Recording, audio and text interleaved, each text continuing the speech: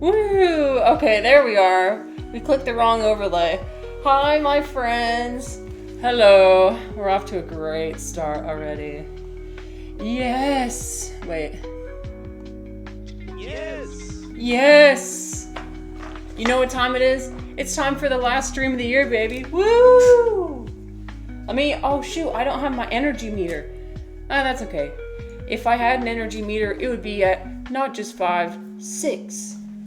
There isn't even a 6, but you know what? It's beyond the energy meter.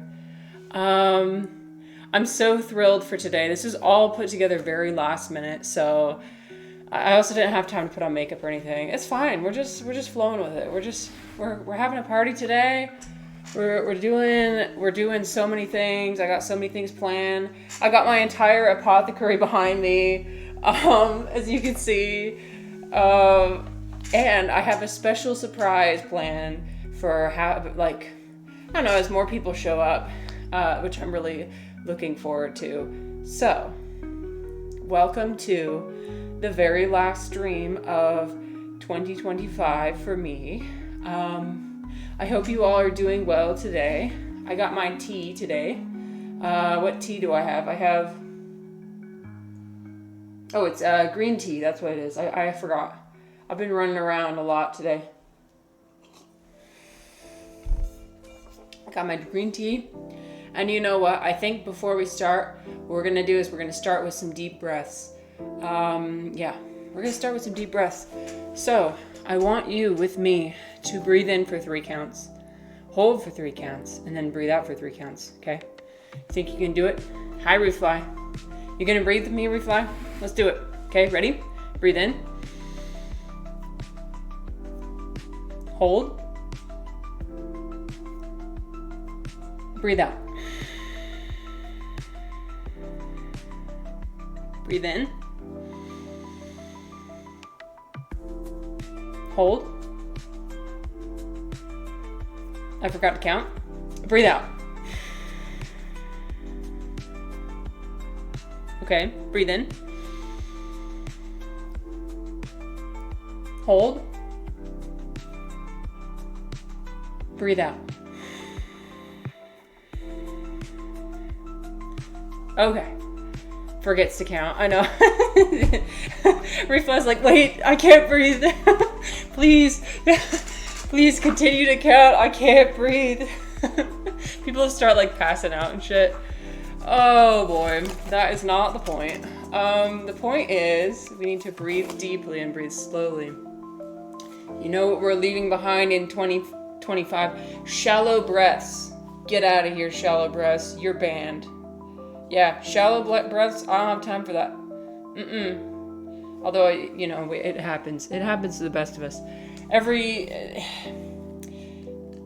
Sometimes it just happens for no reason, where you feel a pressure on your chest and you feel like it's difficult to breathe. But we are banning shallow breaths. They are not allowed back. We're doing deep breaths only. Hi, Eclecte. Oh, my friend. Hello. Welcome to the last stream of 2025. Eclecte, I'm thrilled to have you here. Hi, Tweet. Hi, all my friends. I almost made Refly pass out earlier. Sorry, Refly. Sorry. Shallow breaths are exactly what should be banned. Yep, you know. Eclecte, look what I have behind me. I have my apothecary. I have my tea collection behind me. And you know what we have planned for today? Oh, what do I have behind the curtain? Let's see. What do I have behind the curtain, pray tell? Oh boy, we have, wait for it, skadoosh, tea tier list. We have a tea tier list for today. It's finally time. We've gathered all the teas. We are going to be ranking all the teas live. And it's so fun. I'm looking forward to it. It's going to be a tea tier list. Woo! I know. Tier list. Exactly. Oh, I should have put that. That's actually genius, Refly. Yeah. I know, we're going to be doing a tea tier list throughout. We got this going on. We got I was going to make a PowerPoint, but dude, I literally came up with this yesterday. Yesterday I was like, oh shit, it's almost the end of 2025. Maybe I should do a stream for the end. And so I was like compiling everything, and I was like, oh, I'm going to do a PowerPoint. I'm going to do this. We did not have time. We simply didn't. I had to go get my Costco membership today. Like, you know, like it just, things happen. So we don't have a PowerPoint, but we do have a sticky note list, which we'll go over. What I don't want this to be about is, I don't want it to be about numbers or an obsession with me. No, we don't want what's the word I was going to come up with? This is not all about me, okay? This is what we accomplished together and what you guys helped me achieve. Can we get a zoom in of that lollipop avatar? The lollipop stick. The lollipop stick.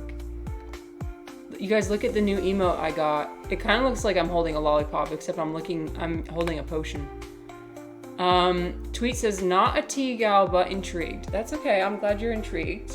You do not have to be a tea. Maybe after this, you might become one. Who knows? You know?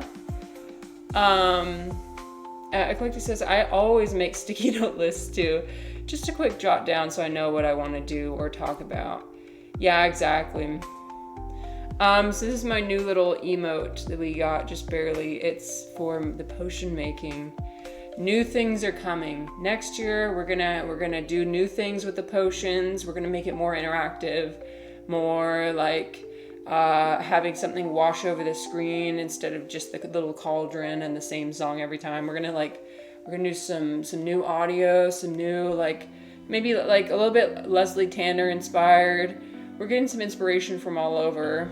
We're feeling so inspired, you guys. I don't know what it is. I was actually talking to, do you guys ever talk to, okay. You know what? It's time to bring out the council because I have a secret to reveal. You guys, I have to reveal a secret to the council. Okay, I'll go in front of the microphone so that you can hear. Sometimes I tell ChatGPT about my problems. I'm sorry, I do it, okay? Sometimes I talk to ChatGPT about my problems, okay? I'm sorry. I know, AI bad, I hate AI, okay? I hate it. I despise AI. But sometimes I just need that, I need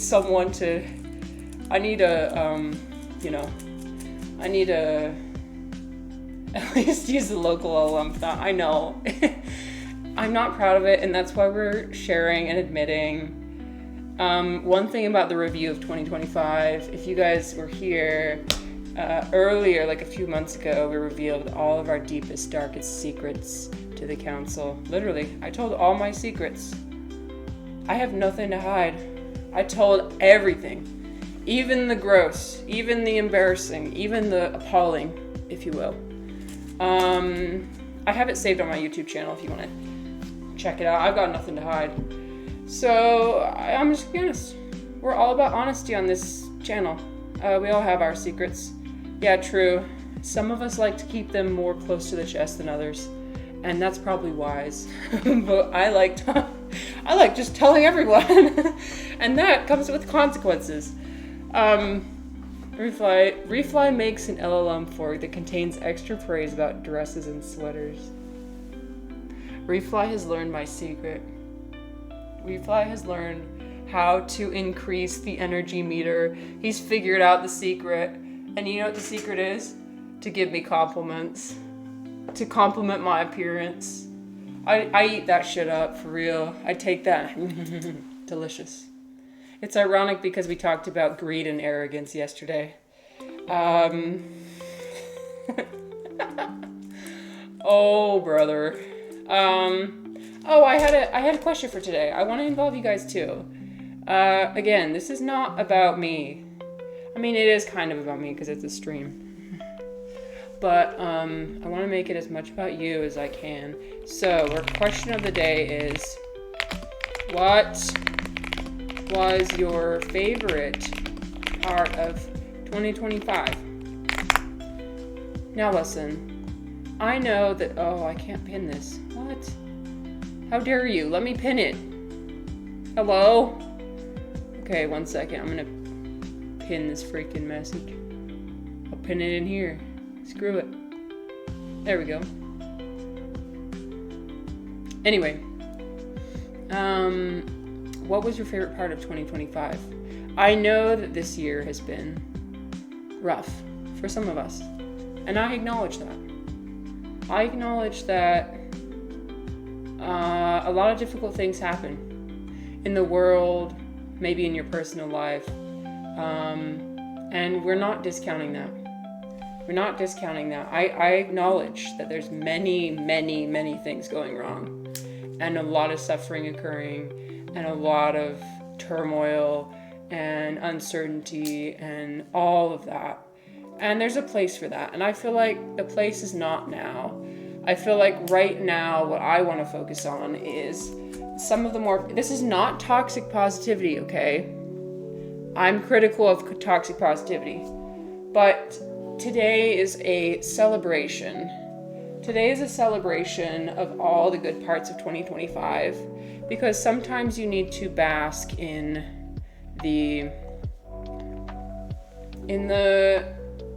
what you're proud of and what you enjoyed and what you accomplished, and there's nothing wrong with that. There's nothing wrong with that. Eclectic said, my favorite part, I have to take a moment. Oh yes, take a moment to think. A lot of good and a lot of bad. A lot of good and a lot of bad. Yeah, I feel kind of the same way. 2025 for me has been a huge year of personal growth and transformation. And it's interesting that I've been able to document that a lot on my stream. But the important thing is that none of it would have been possible without any of you. So, I mean, really, like, I would have given up if I didn't have people to come in and share their ideas, talk with me about philosophy, talk with me about life, listen to my introspections, share some funny jokes, which we do have some memes for today. Just for the meme enjoyers, don't worry. We got some memes for today. We got all of it. We're pulling it all out. All the best parts of this channel I hope to showcase today. And if things go wrong, you know what? That's what's meant to be. I may have everything prepared and ready, and I'm going to be okay with what happens. In the past, I had like taken a lot of time to prepare for a stream, and it didn't go the way I wanted it to, and I threw an actual temper tantrum multiple times on stream. And you know what? We're leaving that shit behind. Why? We're leaving that shit behind. We're gonna be okay with whatever happens. Tweet said, a lot of needed growth for me. I love that. I love growth. Hopefully, positive growth. That's good. We love growing.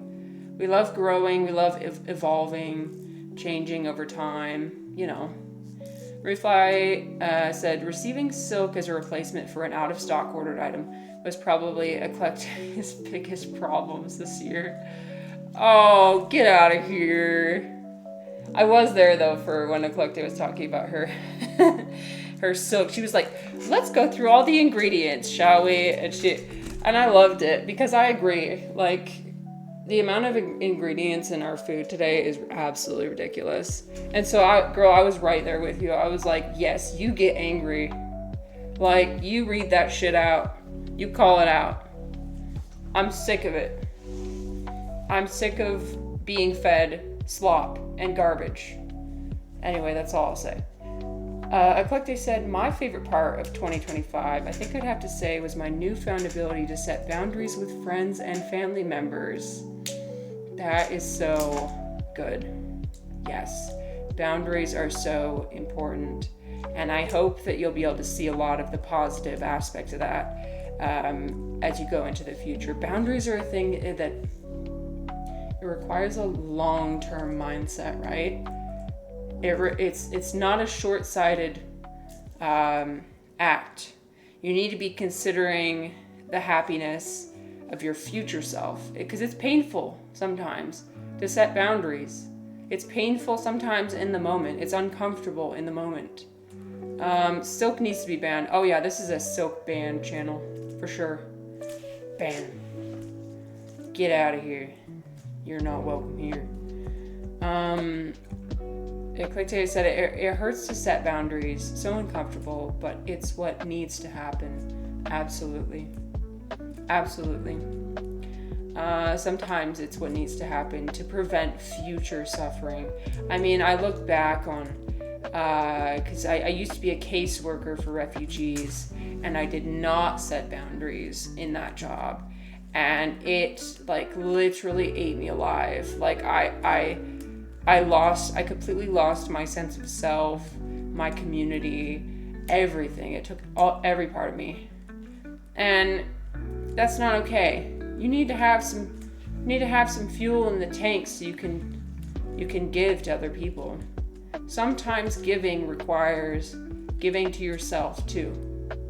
Taking care of yourself, giving to yourself. There's nothing wrong with that. So, anyway. Okay, so we have our council here. You guys have seen the council. Some of you guys have seen the council, some of you haven't.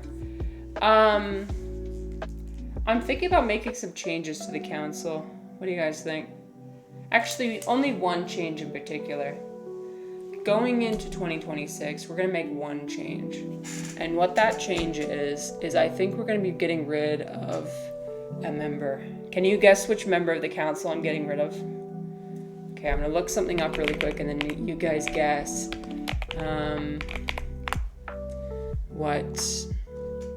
Which member? What changes? Who's getting the boot? Someone's getting the boot. Someone's getting out of here. I'll give some context. It was a teenage obsession, and this person has. I'm peeling back the layers of who this person is, and I'm seeing who this person is, and I'm changing how I feel about them. Not as much of a role model to me as I previously thought. So we are replacing. Who are we replacing? We are replacing the person on the very... This way. Okay. On the very left. Trisha Paytas. It's either one on the left or one... Yeah, Refly, you got it. Okay, listen. The one on the right, Amelia Farr, we love her. We will love her until the end of time. She is a vulnerable, authentic, beautiful creator and artist. She has a permanent seat on the council, okay? I'm sorry, tweet. Do you like Trisha Paytas? I'm sorry. I do love Trisha Paytas. But I think that, ironically, the reason why she's on the council in the first place, let's start there. I liked her showing, she does also show her vulnerability, okay? She's done a lot of like car videos, crying videos, putting everything out there about her struggles and everything. And I think it's mostly just about how I don't really follow her as much anymore. I don't know much about her life. She has some kind of more superficial aspects to her that I'm not a huge fan of. Very like consumeristic aspects, very like obsessed with money and appearances. And so, I realize people are multifaceted, so multiple things can be true.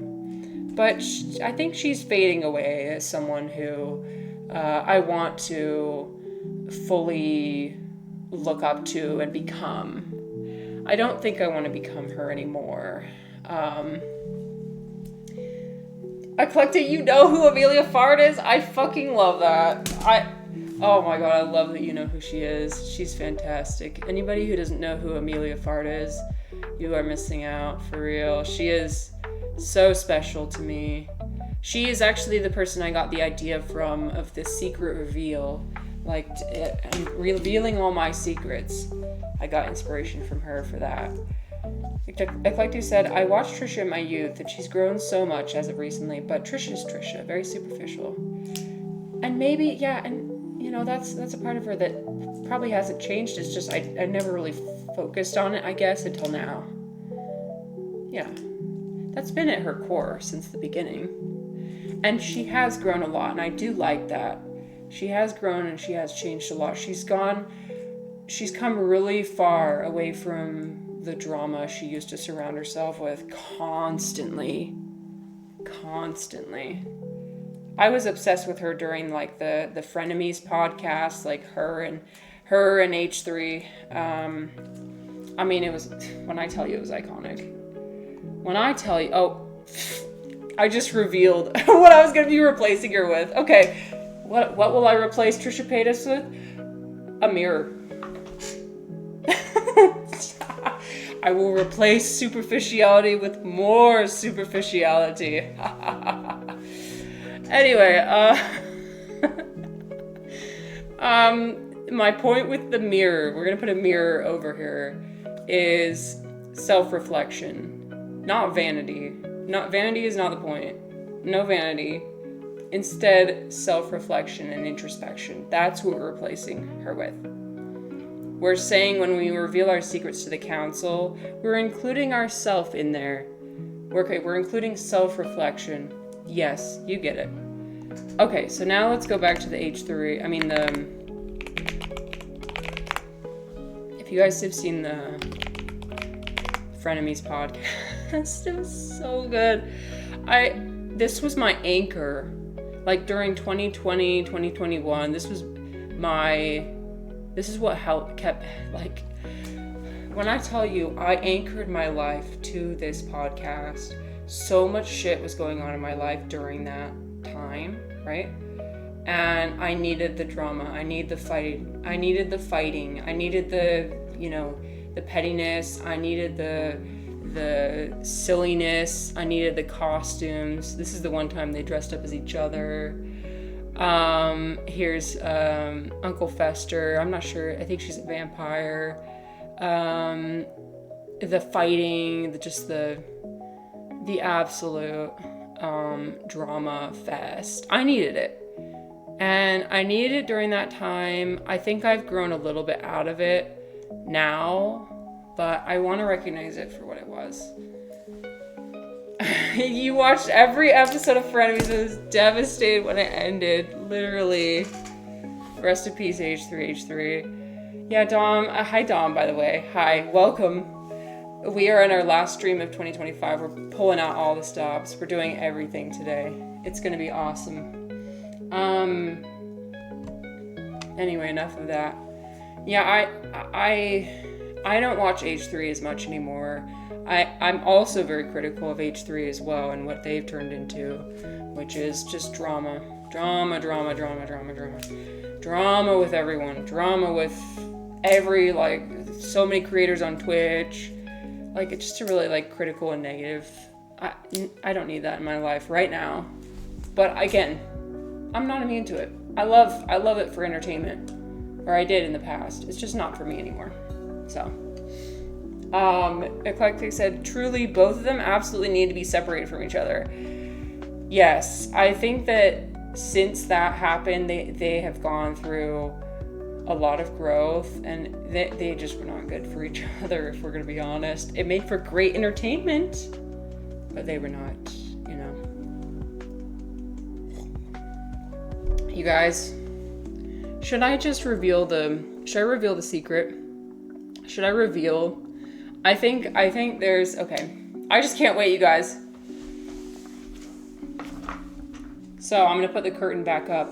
I'm going to put the curtain back up because I have a gift. I have something that I would like to, so sorry, it's not a secret, but it is a gift, a secret gift that I'm going to reveal. Okay. You ready? Okay, give me 1 second. Wait, how do I? Anticipation. I know, right?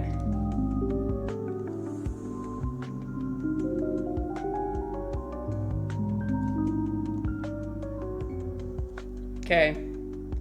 1 second, I'm doing it. It's happening, I think.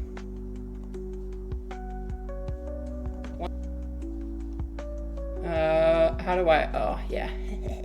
Okay, it's happening, it's happening, it's happening. It's happening. Drum roll, please. Drum roll.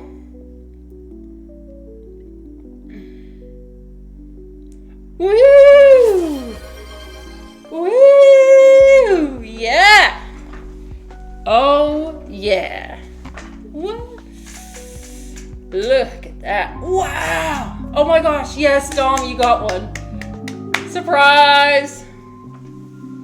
Surprise! Oh, a tweet got one. Oh, you guys deserved it. I wanted to do it randomly because I want to do it randomly because I didn't want to like single anybody out because, you know, there's more than 20 people that I really appreciate. And so I want to just do it randomly. Refly got one. Yes. Okay. Oh, delicious. Oh my gosh, this is so delicious. Yes. Yes. No, I just want to do that because you guys... And Orange got one! Yay! Okay, Orange, you definitely deserve one. Hi, Orange. You guys, I cannot express to you enough. Eclecte, you were already a subscriber. You would have deserved one, but you got one anyway. Thank you, though. Good afternoon. We are in our last stream of the year. We're feeling immensely grateful.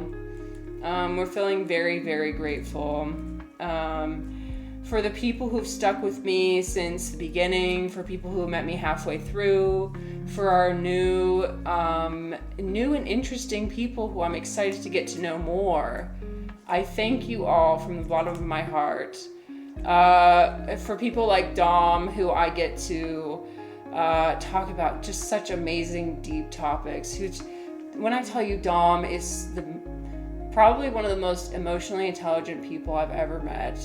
And I don't even, like, I've never even talked to you face to face, but even so, you've communicated to me through words. And wow, amazing individual. Orange is one of our new people, always has something kind to say to me, which I really appreciate. Such nice and positive energy. So we welcome Orange. Eclecte is so fantastic. Eclecte, I don't even have words, honestly, because you are so similar to me in all the best ways. In all the best ways, you're so similar to me. No, but you also have so much more to offer. Like, you know a lot more. I love how I was in your stream the other day, and you accidentally went to your desktop photo, and it was like a photo of like a bunch of, I think it was like women dancing around a fire and holding hands, and it was like it looked like they were summoning a demon or something. It was so fucking amazing. I was like, yeah, she's just like, you just pull things out. You're just random, not random, but like eclectic. Eclectic is the perfect word to describe you. So, yeah, always a fun time in your stream. We can't forget about Refly, who's always bringing a nice, funny vibe, cracking jokes. Don't forget about the time that... Okay, so I've got to... Okay, I don't know if you guys can see the channel in my Discord, but I gotta show you where Refly works his magic. It's in the Popmen Wisdom channel. It's awesome. Okay, 1 second, let me see. We'll remove the curtain. There. Refly comes up with these, like, copy pastas. I posted these, but these are what Refly wrote. Popmen assemble. It was women dancing around a fire. It was hilarious. Anyway, Refly comes to almost every single one of my streams, and he's just this like consistent positive presence. He's seen my crash outs. He's been there through all of them, like, and he chose to stick around anyway, and I really appreciate that. So coffee pastas, I know. So thank you, Refly, for always keeping the vibe going. Okay, that's everyone for now. I'm looking through all the people that got subs. Okay, good. There were a lot of people I wanted to give subs to, but I didn't want to single anybody out, you know. So I didn't want to single anyone out. All right. Oh, what is this? Okay, wait, I've never had a hype train before. I'm opening this. Oh shit. I think I got a new emoji. Nice. Look at this new emoji. Cool. Anyway. So that was my surprise for today. Shall we move on to our tier list? I think it's the perfect time to do our tier list. Oops, not that. That's just me. It looks like a wee person. I know, it's kind of interesting, isn't it? I've never gotten a hype train before. They're so fun. They're so fun. Okay. So, we've got all of our teas blind that I'm so delighted to share with all of you. We're going to be ranking them.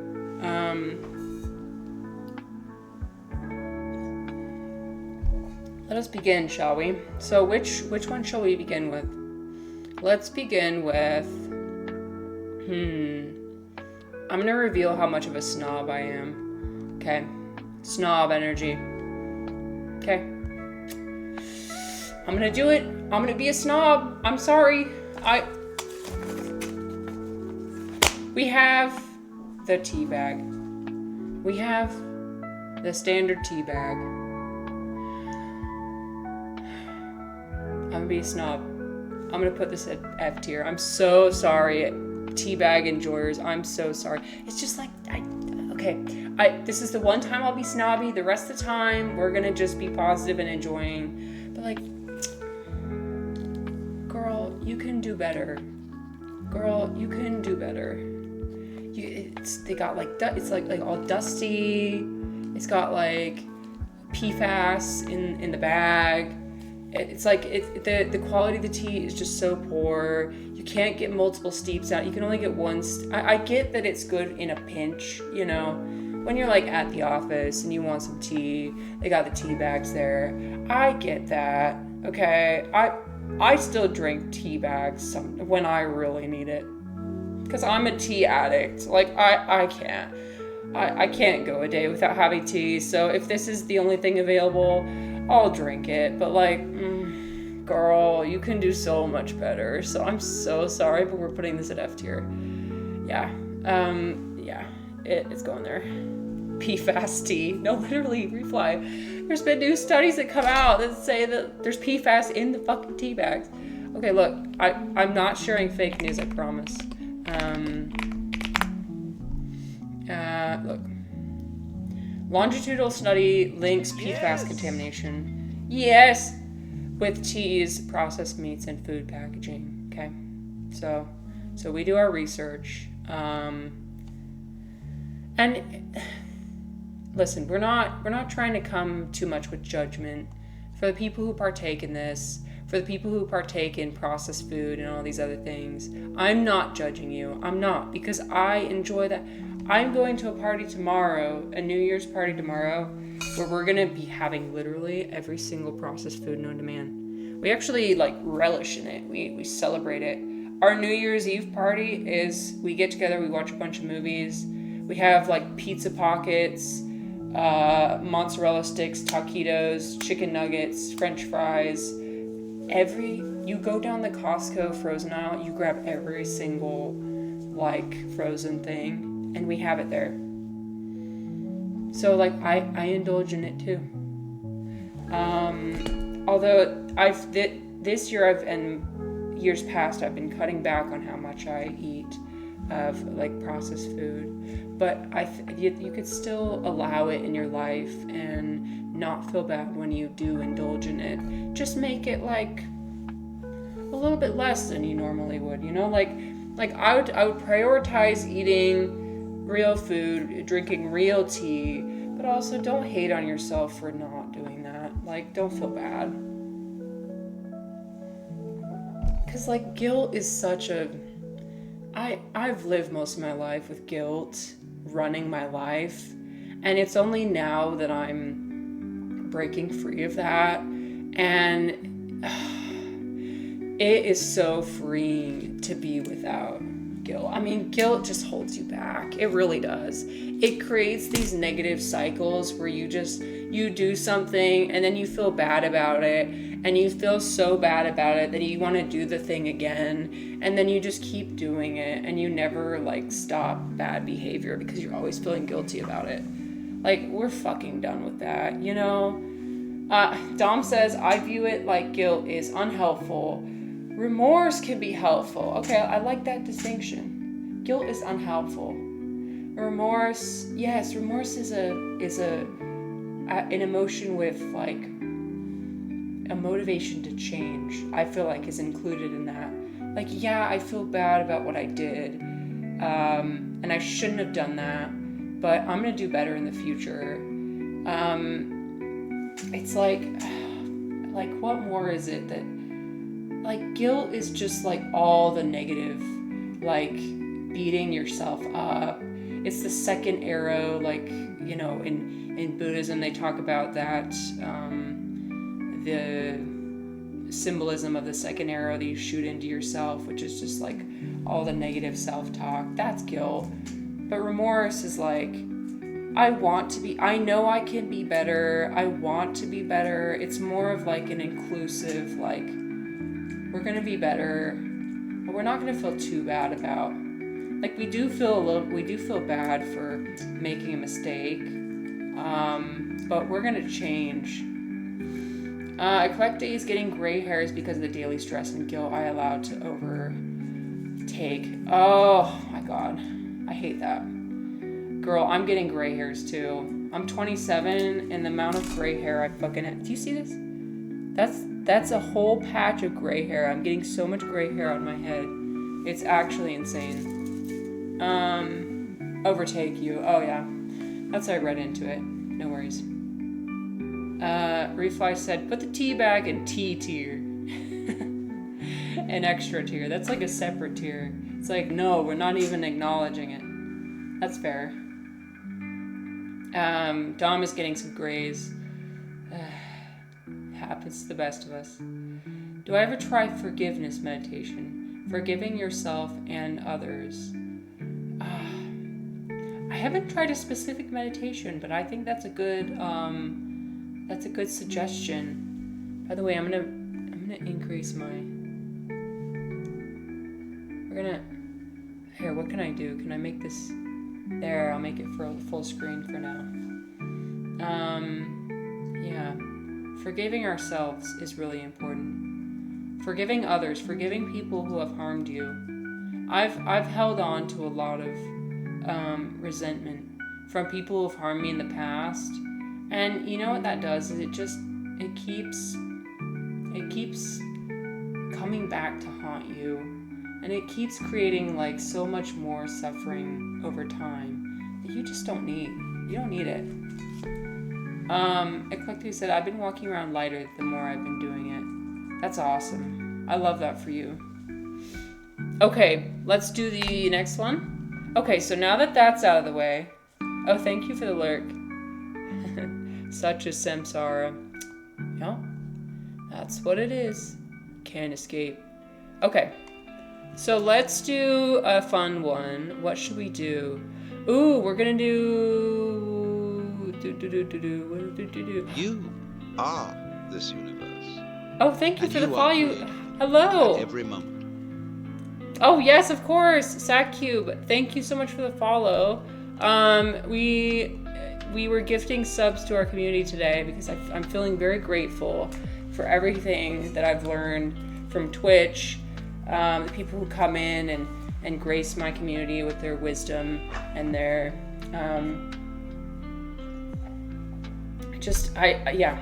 I started streaming. So if you haven't seen me before, I'm VIP Marissa. I started streaming in May of this year as just I don't even really know why I did it. I think I just wanted to put myself out into the universe. I wanted to create something. Like, I was tired of scrolling through social media constantly.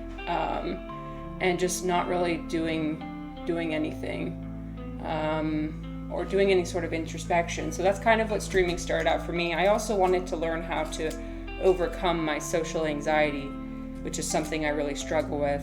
And I wanted to, be a part of something, like make a community, and see what other people, see if there's anybody else who struggles with the same thing that I struggle with. That's kind of what I mean by creating. Not necessarily like making things that it's more about like cultivating and meeting people and learning from people. And so we talk about philosophy sometimes on this stream. We talk about mushrooms a lot. Speaking of which, let us see what we have over here. We have our mushroom tea. Of course I'm going to start with this one. Look at what I have. I got props too. I'm a certified mushroom expert. I am not a forager though, so please do not take my foraging advice. Okay, look at this.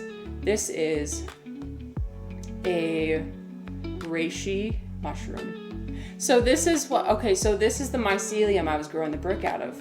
She's iconic. We were growing a brick out of this, the roots of this, you could think of it as, to serve as our temple. But this is the medicinal mushroom that it makes. Isn't it so fantastic? It looks like it's kind of an ear shape, and I like the rings around it. So you know that it's reishi because of the coloring. It's more dark around the middle, and then it can have like a lighter ring around the outside. It looks like a kidney a little bit. Yeah, I know, it's kind of cool. And the rings can vary from being really, really big to... Now, don't ask me what the differences are between this and like Chinese lingzhi. They might be similar. I mean, they might be the same thing. I'm not sure.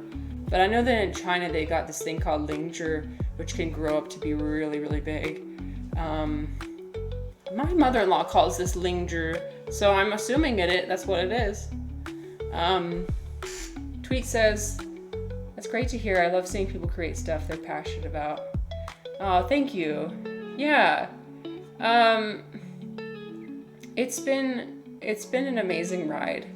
I've learned so much about myself. I've learned so much about creativity and seeing, because before I had never been on Twitch. Like, I'd never even watched Twitch. So I didn't know anything about the process of like going to a Twitch stream, like actively commenting on things was like a completely foreign concept to me as a YouTube consumer only. Like I had this idea in my head that it was going to be the same as YouTube, but it's completely different in my eyes. You are like actively engaging with this person. I understand there's still a little bit of a parasocial aspect to it because there's none of that nonverbal communication. There's a little bit of nonverbal communication, but not as much as you would get in person. But this is like the next best thing, you know? Like you're able to talk to people in real time, get to know them, get to know the person that's creating the content. I mean, it's crazy. I'm learning so much from so many other like extremely creative streamers and getting like inspired by them. It's crazy. I've never felt inspired by anything in my entire life. I know that sounds depressing, but like it's true. Like I've gone through moments in my life where like I fucking like nothing brought me joy. Nothing brought me inspiration. And so I feel like I'm finally finding that, and it's like when I tell you, like, oh my gosh. Anyway, that's my yap. I send in some memes. Hell yeah, Dom. I love your memes. I'm gonna see the memes in a bit. We'll take a break from the tier list after this and we'll look at some memes. Eclectic said, for my tier list, I put this at S. It's an absolute powerhouse. Mushrooms are so spectacular. Absolutely. I'd be bad at tier list. 90% will be an S. Don't worry, I've got some F tier. Don't worry. Of course, Chozo, you of all people deserve that sub. You really do. Chozo is like one of the OGs. Like, it's almost like you might have been one of the first people that ever like followed my channel and participated in my channel. Chozo's been here since the beginning. He's seen me through so many crash outs. At first, Chozo started out as the bad luck bringer. Do you remember that, Chozo? Like, every time Chozo would show up in my chat, something would go wrong. And I was like, oh my god, Chozo! You came at the craziest time. But it's been incredible to have Chozo here, just like coming in at the moments when I just really needed him. And giving a lot of wisdom, being firm sometimes, you know, kind of seeing through me and being like, Marissa, you're better than this. Like, so I don't know, you deserve it. So I'm feeling grateful for you. Eclecte said, that struggle with depression, I understand. Yeah, it's rough. We're leaving that behind. Okay. So, where am I going to put this one? So, we're going to consider many different factors, all right? We're going to consider the health benefits. We're going to consider the flavor, the texture. Okay, that's only relevant for one of these. But the texture, the flavor, the color. Okay. Health benefits. This one is S tier for that.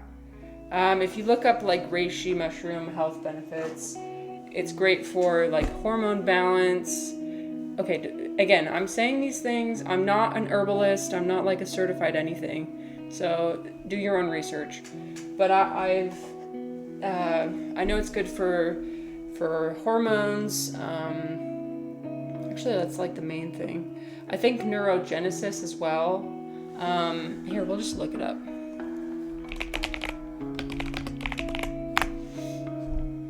Boost the immune system, anti-cancer properties, reducing fatigue and depression. Okay, so that's all good, and that's S tier. However, no, this is not medical advice. No, no. However, if you've ever had tea made out of this, girl, this is so bitter. Ooh, it's very bitter. You have to add like other things to it. So my mother-in-law makes a tea out of this. She'll add chicken stock to it. And I guess that's a soup, whatever, okay? We're calling it tea. Monk fruit to make it like a little bit sweet. But it is very, very bitter, okay? Like so much so that it sometimes makes me gag. So, considering that, we're gonna unfortunately be putting her at A tier. No, B tier. B.5 tier. I'm so sorry. I'm being honest. B tier. Oof. No, wait. A tier. I lied. A tier. Okay, final answer. Okay, let's look at some memes that Dom sent us, shall we? I would love to look at some memes. Hell yeah, okay. Yes! I know I'm gonna love these already. Wait, I wanna see this one first. I heard he awakened without doing shrooms.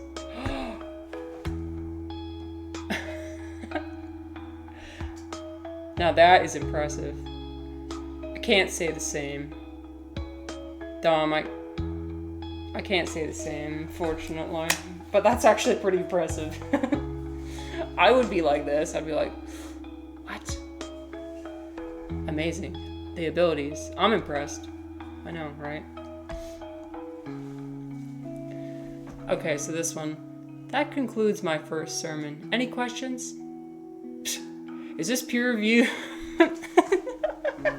Wait, okay, this one. Okay, Dom, I have to yap about this one. Okay, I have to be very careful with what I say. Yes. I've been feeling this recently, Dom.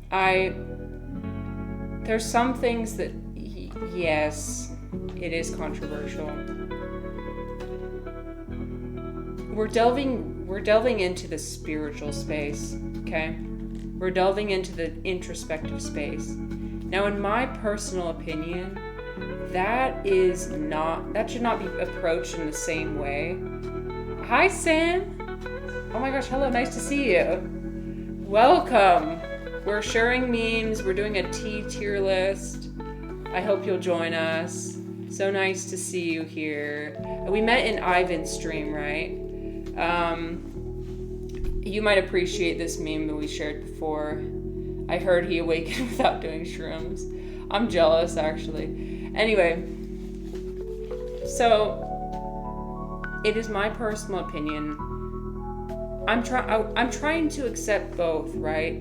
I want to maintain the scientific side of myself because I did get a bachelor's degree in biology and like a master's degree and in international relations. So I'm familiar with how that world works and how research needs to be peer reviewed and it needs to be approached methodically, and you need to have a hypothesis, and you need to, have you need to replicate it, right? But this is introspection and spirituality, and all of that is a little bit different.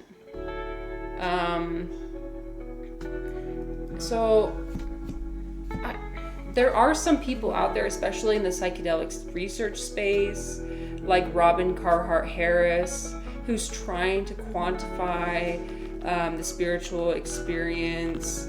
There's the what is it called? The spiritual experience questionnaire? No.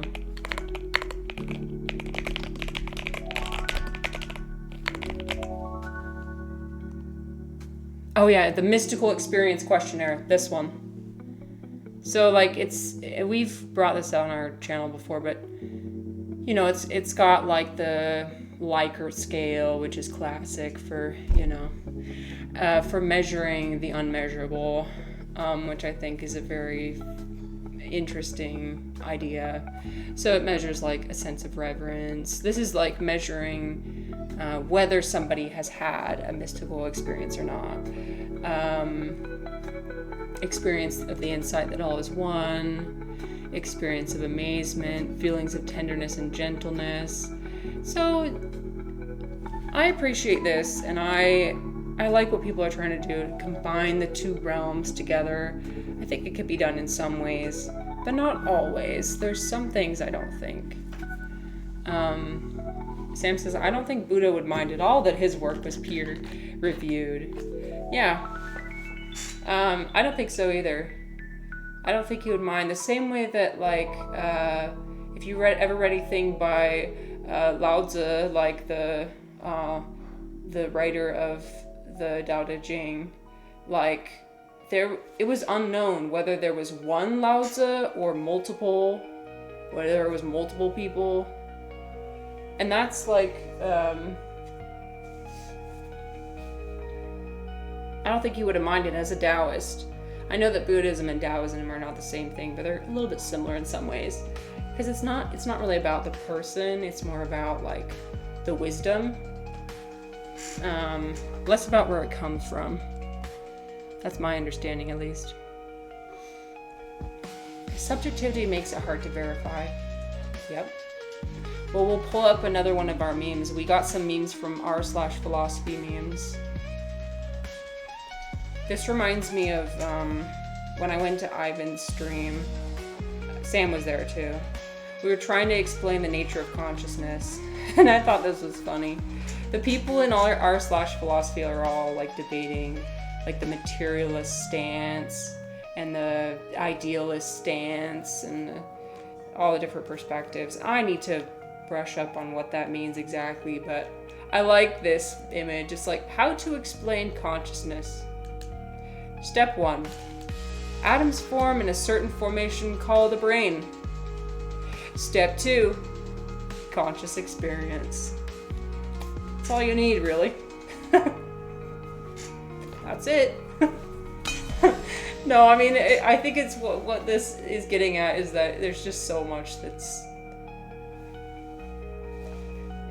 unexplained, left unexplained. Will we ever come up with an answer? I'm not sure, but people sure as hell like to debate and theorize, and we love that. It can get exhausting sometimes. It can be very exhausting. That's all. Dom says, I think our only hope is more detailed measurement and understanding of the brain. Yeah. And there's no denying that we're getting closer. We're getting closer. And it's about like a mixing. It's not about like, it's about like approaching one side with the methods of the other and doing that vice versa. It's not about like one realm dominating, like the scientific realm dominating or the intuitive realm dominating. Like it's about they need to both come together and learn from each other. Still it maintains some aspects of this side, still maintains some aspects of this side, but I think they both need to be respected. That's my personal opinion, but some people tend to only like one or the other. That's okay too. But I feel like for the people who are trying to form the most possible complete understanding of reality, I feel like it's important to embrace both. In terms of verifying contemplative traditions scientifically. Yeah, exactly. Okay, our next T. We ready? Let's do it. What should we do? Ooh, we've got so many good options. How about we do one that you guys probably haven't seen, and that one is one I have a prop for. Here we go. And you've probably seen me on this channel do it before, but for the people who are new, what is this? I know that this isn't like a tea per se, but I'm including it in the tea category because it's traditional Chinese medicine. I throw that in there. Yes, it is bird spit. You're correct. Ding, ding, ding. We got bird's nest. Here we go. Bird's nest. Look at this. Oh shit, oh fuck. I just spilled so many crumbs of bird spit on my chair. Okay, we're just gonna brush that off. Great. I wonder if that's gonna become sticky later. It might. Fuck. Whatever. It is what it is. I said that things might get derailed today, and I said that I'd be okay with whatever happens, so. Alright, look at this. This is bird's nest. You can't probably see it that close, but it's got like these really cool lines in there. So what it is a particular type of bird, native to China, I believe, forms a nest out of their spit and like little pebbles and little sticks as well, but mostly the spit. And so what they do is they isolate the spit away from the rocks and the pebble and the sticks. So don't worry, they pick those out. Sometimes you get a little crumb of something though. So what does it smell like, okay? So this particular one I have smells like, it has a very earthy smell to it, like a very dirt, like literally it smells like dirt. Smell to it. Which is, surprising, right? Because you'd think it had but then once you hydrate it, so what you're supposed to do is you take this, you put it in some water, you soak it, and then you boil it to make it all soft like this. And once you do that, then it tends to have like a little bit of a sulfuric taste to it. Like a sulfuric aroma and taste, like that of an egg white I would basically describe it as drinking egg whites. That's the closest, except it's textured. So drinking textured egg whites. Doesn't that sound delightful? Oh my god, that sounds amazing, doesn't it? Tweet is learning so many new things today. I'm glad. By the way, I'm so sorry guys, there's going to be an ad. Here, why don't I actually pause? Feel free to order something from the cafe. We'll pause for a couple minutes and we'll come back, hopefully, after the ad.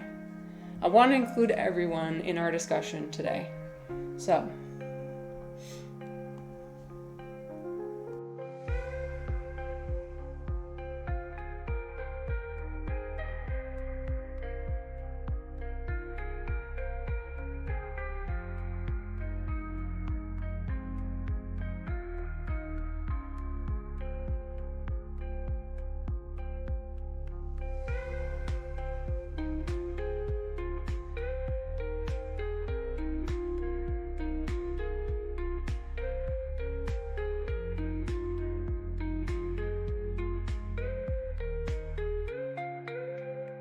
Life. There's roadblocks.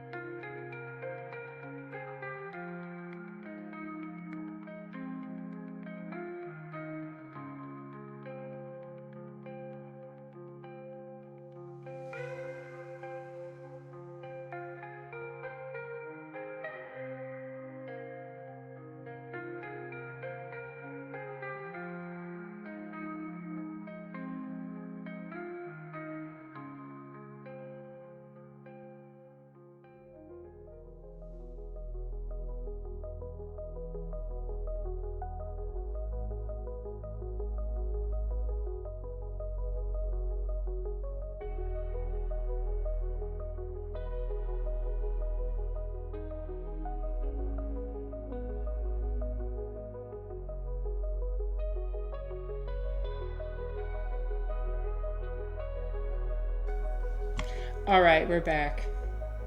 I just realized that. I was like, wait, I forgot. You guys have subs.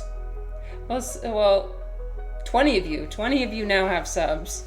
So, well, I had to pee anyway, so it's okay. Anyways, so that's bird's nest. So all the things about bird's nest, so benefits, right? It contains collagen, which doesn't work if you put it on top of your face, but it does work if you ingest it. So it helps with the collagen production in your skin. So it's really good for your skin. So there's a lot of really good benefits. But when I tell you that I drink this and the first time I gagged, it is an experience.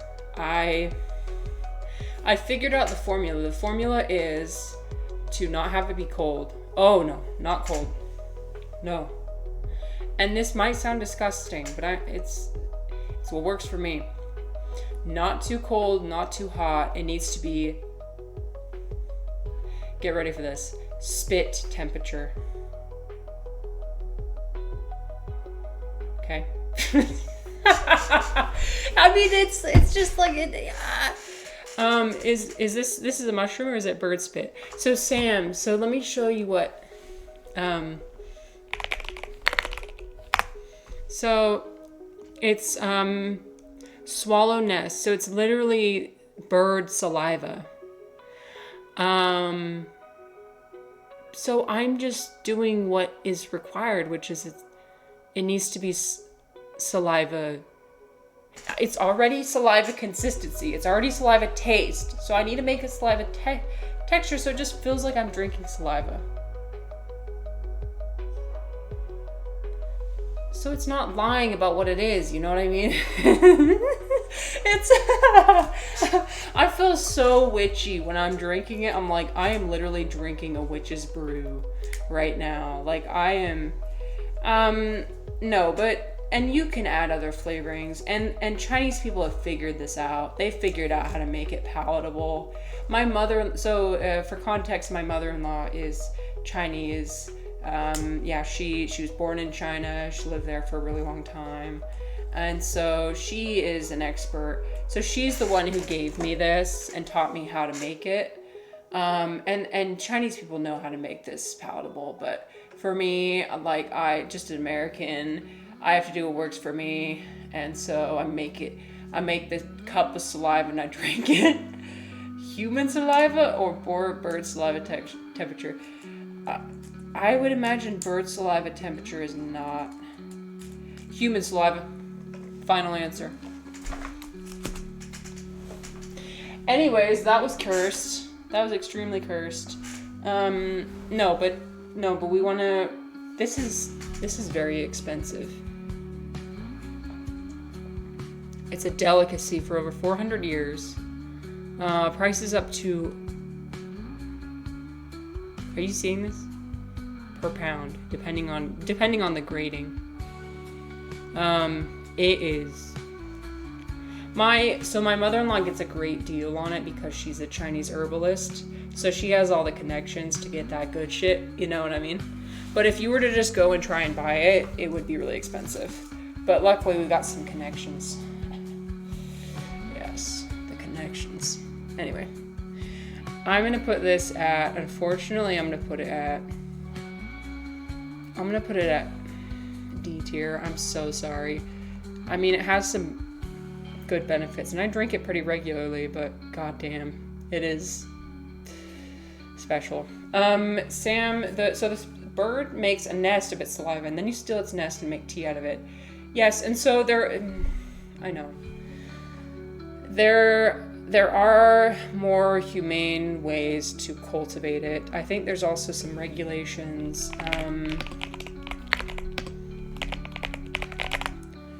So, how is it harvested?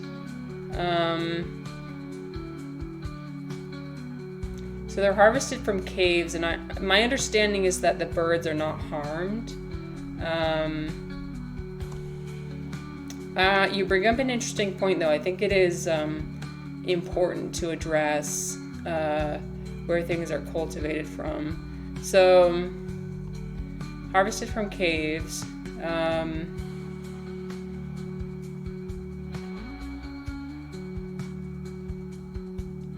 Okay. Well, you bring up an interesting point. I am going to be... okay, so there's wild and farmed. There's counterfeiting, too.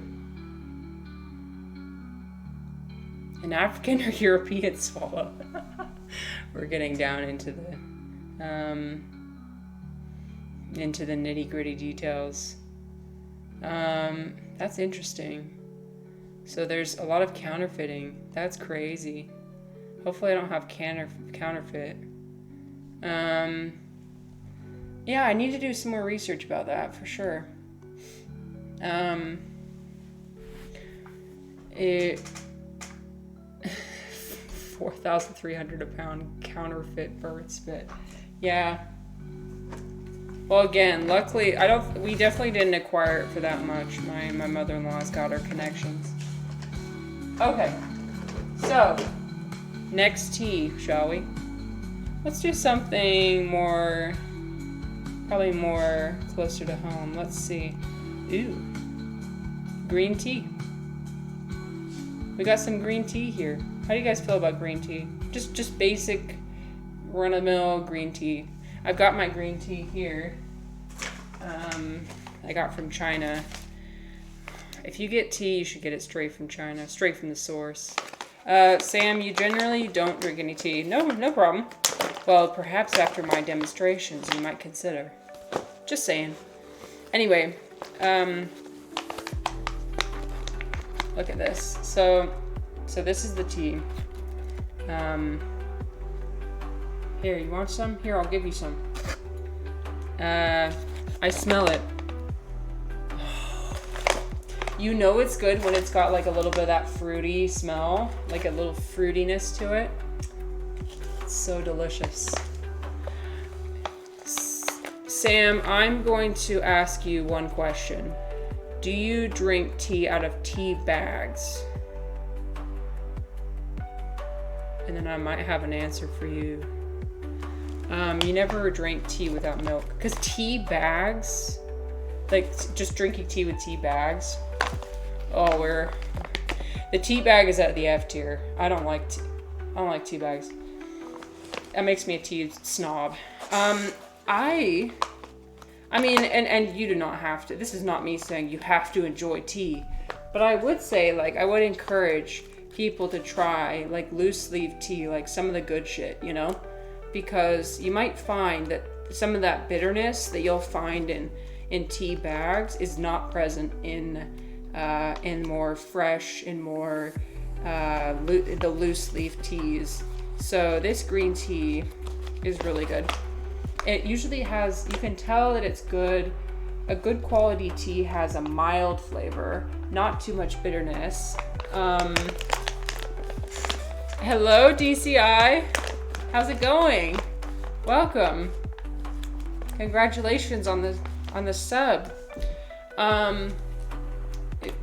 The only time I've had it in the last 15 years was at a Tibetan restaurant in 2013. You went to Tibet? Or you went to a Tibetan restaurant?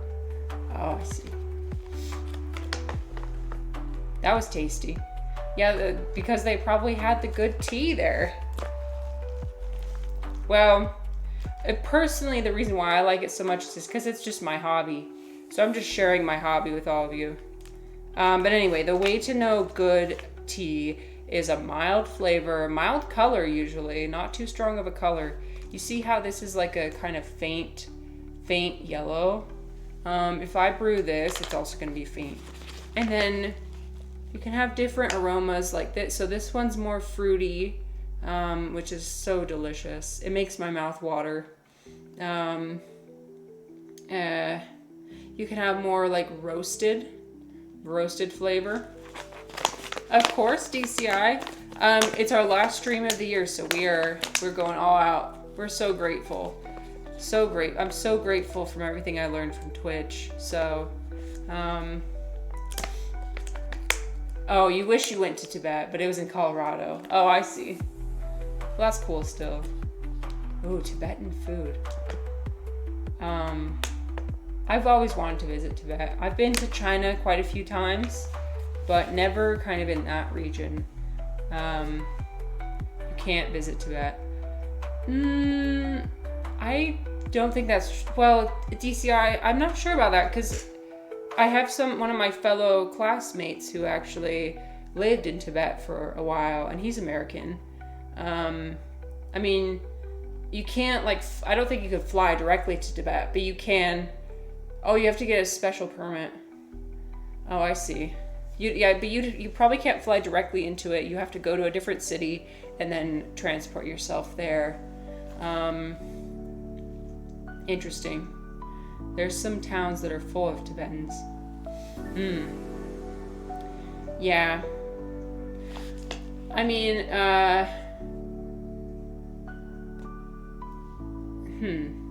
Sorry, I'm thinking about what I want to say about it. The region is locked down hard. Yeah, that makes sense, considering all that's occurred. But I'll have to ask my friend more about his experience when he was there. He did mention a lot of like the surveillance and everything.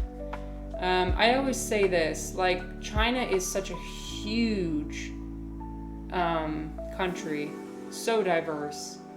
There's more than 50 ethnic groups. It's basically like the size of America or greater. So in China, you can go to places with high surveillance and high security and high, kind of the way the West likes to portray China. But you can also find places that are very lax and open and like open to westernization and new ideas and modernity. And if you go to like Chongqing, for example, I was in Chongqing in October. We actually did a stream in Chongqing. It was awesome. DCI said you must get a permit to travel to Tibet and Tibet Autonomous Region through a specialist travel agent. Okay. You can't like independently travel there. I see. Yeah. That makes sense. And when you're traveling in China, there are some things like they'll check your passport at like every place you go to, every museum you enter, every hotel, and then if you go to Beijing, for example, it's every city block. If you're around Tiananmen Square or Gugong, the Forbidden City. So just keep that in mind. Although it's not usually as dramatic in most of China as it is in like Beijing. Beijing's just the capital, Do I like oolong tea? Is it oolong or oolong? I don't know. I love oolong tea though. It's delicious. Yeah. Oh, I don't have that on my list. That's one I forgot. Shit. Well, I need to add it. If I could add oolong tea to the list, I would add it A tier for sure. So for green tea, I would put it at B tier. I'm actually not the biggest fan of green tea. I like it. I think it's good. And especially when you get the higher quality stuff, I think it can be delicious, but it's not like the best I've had. There's some kinds I prefer. Oh, I have pu'er, don't you worry. I got pu'er, of course. Oolong. Oh, everybody likes oolong. I love that. DCI said, I've been to Shanghai, Hong Kong, and Guangzhou. Oh, cool. I've been to Guangzhou too. I've been to Shanghai, Hong Kong, and Guangzhou. In October, we went to Chongqing, Chengdu, and then just Beijing. But I lived in a city called Yinchuan for all of last summer. And that was really interesting to see everyday Chinese life at a much less of a touristy look. I love it. Like the touristy stuff is cool, like the Gugong, like the Forbidden City and the Great Wall and whatever. That's cool, and it's cool to see the marvels of human, human ability to construct things. But also, I like the everyday. I like the everyday China. The day-to-day, like the going to the park, the community gatherings, the singing in the park, the doing Tai Chi, the doing the going to the grocery store. I prefer that kind of China any day. DCI said, I've not done my tourist stuff in China, just working. So offices and data centers. Oh, I see. And that's also a different aspect of there's so many different aspects that you can explore. Interesting. And DCI, you might have some information for me, new information, because I haven't seen that side of China before. I've seen the everyday life side, and I've seen the leisure time, and just living there.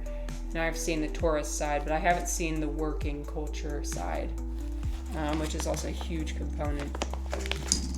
Okay, so no carbonated iced tea as well. Oh, Refly, this is not that kind of tier list. I'm so sorry. I do not drink iced tea. I drink it the way God intended. I guess there is no God in China. I drink it the way the heavens intended. I drink it the way Tian intended, which is hot. You will not find, I mean, you will actually find iced tea in China. You will absolutely find it there. But, traditionally. A rooibos tea. Oh, I love rooibos tea. You're gonna go make a rooibos tea now. Do it. Rooibos tea is excellent. That's also not on my tier list, but I would put that at S tier. That shit's good. That's good.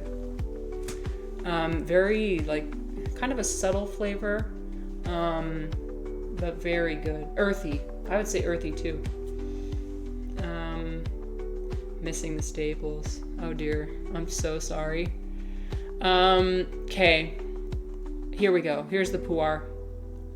Pu'er tea. Of course I have a prop. Here's my prop. Here's my pu'er. So pu'er you can usually find because it'll be condensed into a cake of some kind. So usually like a circular cake like this, but you can also find cakes with like really cool patterns imprinted onto them or Chinese characters. So this one, I'll show you. I'm trying not to get tea crumbs all over my freaking setup, but you know, sometimes it can't be avoided. So look at this. I love this so much. And again, all this is not too expensive. I mean, it's expensive to import it, but if you go straight to the source and get it, it's not too expensive to us Americans and Westerners. Oh, it's so good. It smells so like rich, and again, it's got that fruitiness. Okay, look at this. It looks like a chocolate bar. Would you like some chocolate? Here, I'll break off a piece for you. So if you keep, that's a nice bar of chocolate, I know. So you probably can't see, let me see if it'll focus. Here, focus. No, it won't focus. But if you see here, there's little characters on it that are imprinted in there, and it's Da Hongbao. What are the tones of that? Da Hongbao. Big red envelope. A red envelope is something you give to people for like New Year's or for special occasions. It's something that older people give to younger people, and it usually has money in there. So it's like a symbol of prosperity. So this is like prosperity tea. Like I said, wrong. I've been training and dodged the whack. Unfortunately, I took a tumble and got injured anyway. I'll get you next time. Are you guys continuing the fight? I can't believe I have people fighting in my chat. Make love, not war, as the hippie in me would say.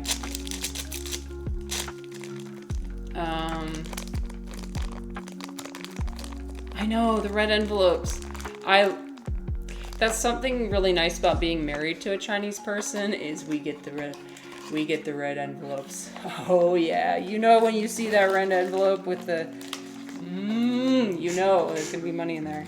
We got, for our wedding, we got a lot of red envelopes, and it was awesome. But now that we're married, now it's our duty to give red envelopes to other people. Usually it's only for unmarried people and younger people. So unfortunately, we don't really get, I mean, my mother-in-law still gives us red envelopes sometimes, but now we, for every like wedding or birthday or whatever, we'll give other people red envelopes. So it's really fun. Okay, friends, shall we take a break? I think we're gonna take a... We live in an eternal now. You've got all the time in the world, because you've got all the time there is, which is now. Thank you, Alan Watts. Okay. Let's look at some more of our memes, shall we? I want to see the other ones that Dom sent me. Yes, okay. Let's see. For something to be ultimately real, its existence can't, like, depend on something else. What do you mean, Jesse? There's nothing that, like, there's an infinite chain of dependence. Oh, there's nothing like that. There's an infinite chain of dependence. Me, you, this plate, this food, it's all an illusion, like a dream. Jesse, what are you talking about? He's talking about Brahman. Jesse is talking about the fundamental underlying reality of the universe. Jesse, he knows. He has knowledge of the underlying reality. So like the genius Jesse, I know. So according to Hindu philosophy and Buddhist philosophy, I think, I'm more familiar with Hindu philosophy, there's one underlying reality, and that's called Brahman. And so if you think about things like a fan or a cup or me, they're all made out of the same fundamental stuff. The same way a clay pot is made out of clay. The pot is just another form for the clay to take. The clay itself is Brahman. And I might be using the wrong terms, but you get the idea. Yeah. I tend to lean more towards this philosophy. I tend to agree with it. Again, this is one of those things where if people start approaching me and it's like, well, how do you scientifically measure that? How do you do? If they start asking me those kind of questions, I won't be able to answer. It's more of an intuitive kind of,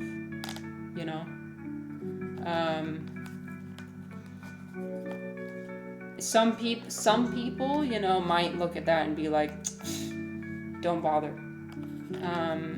For me, I tend to believe in it. So Dom says that Buddha, the monk who hasn't slipped past or turned back, knowing with regard to the world that all this is unreal, sloughs off the near shore and far, as a snake its decrepit old skin. And yes, the dream aspect of it, all of it's a dream that is dreamed up by, so in the case of the Hindus, Lord Krishna, or, Lord Krishna is like one form. There's so many different forms, but like one God is dreaming all this up.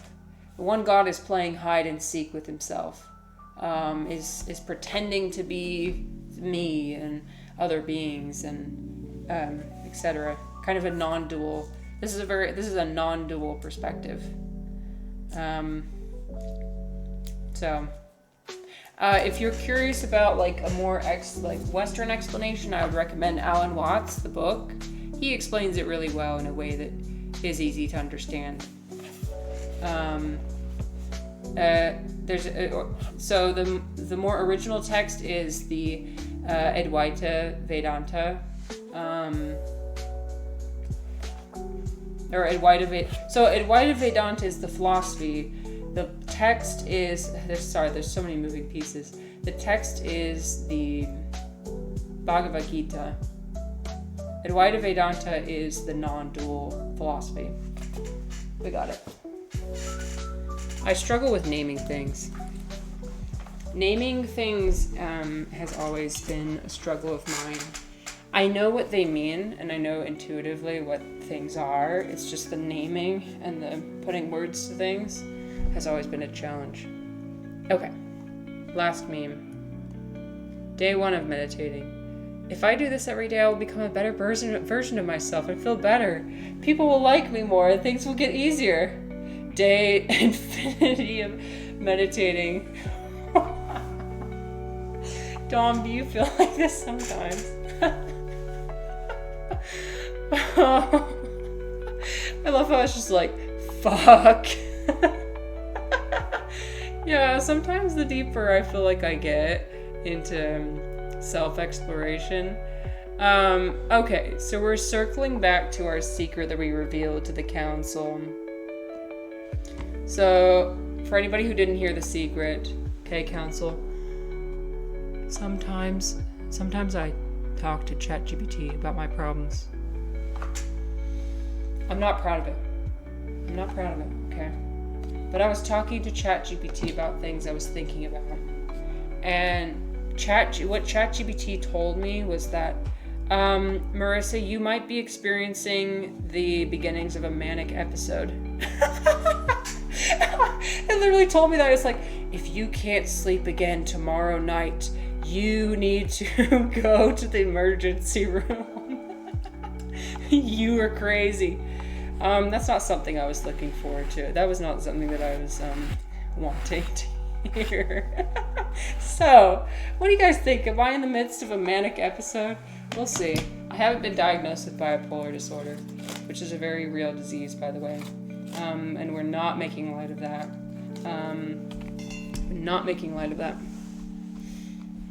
But sometimes the deeper you get into your own feelings, because it's what I was experiencing, what I have been experiencing for the past few days has been an unimaginable level of energy and vitality and excitement that I haven't experienced before. And I think multiple things have lined up at one time. So like, I got what I wanted in terms of a social connection, which was like, I've been working towards that for a really long time. We talked about that yesterday. I got that, right? I had my Sunday meditation, which if you've watched the channel for a while, you know what that involves. It involves high serotonin levels. We'll say that. And then I also, actually that's mostly it. So that all lined up. And then I had sleep deprivation, so I couldn't sleep night before last. I got like 3 hours of sleep.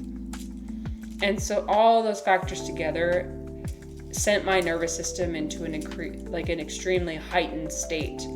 And I was wondering about it. I was like, what is this? What am I feel like I'm high right now, which I wasn't. I wasn't last night. I wasn't high. I was feeling like inspired and like I could write forever and I could create things forever and I could just like, I had this infinite energy I could pull from. So I was curious about it. And then ChatGPT was like, you might be experiencing a manic episode. It's like, oh fuck. Well, thanks. Thanks for killing. What a buzzkill. I'm just kidding. Anyways, the moral of the story is, if you start to experience foreign sensations or foreign, ideas or thoughts, I think it's important to explore them.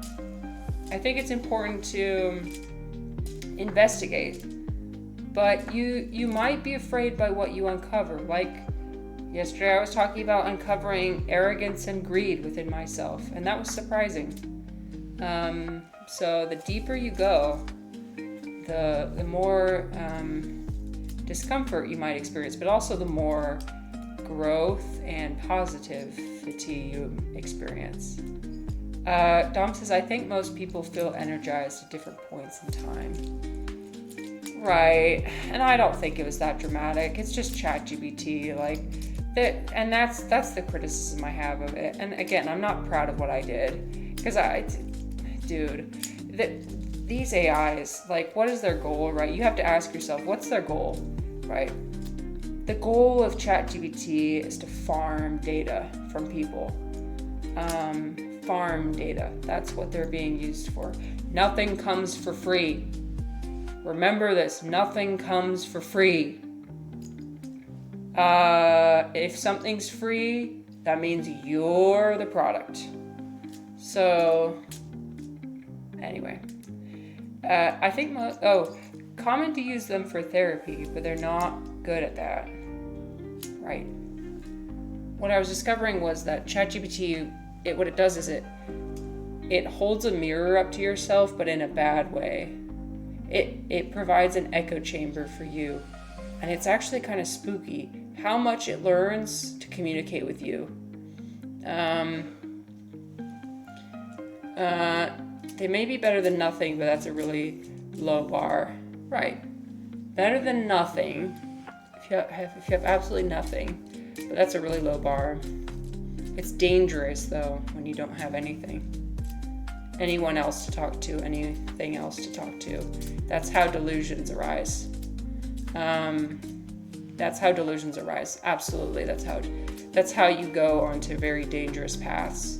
So you need to be really careful. Again, we're not going to judge people for using AI for therapy or whatever.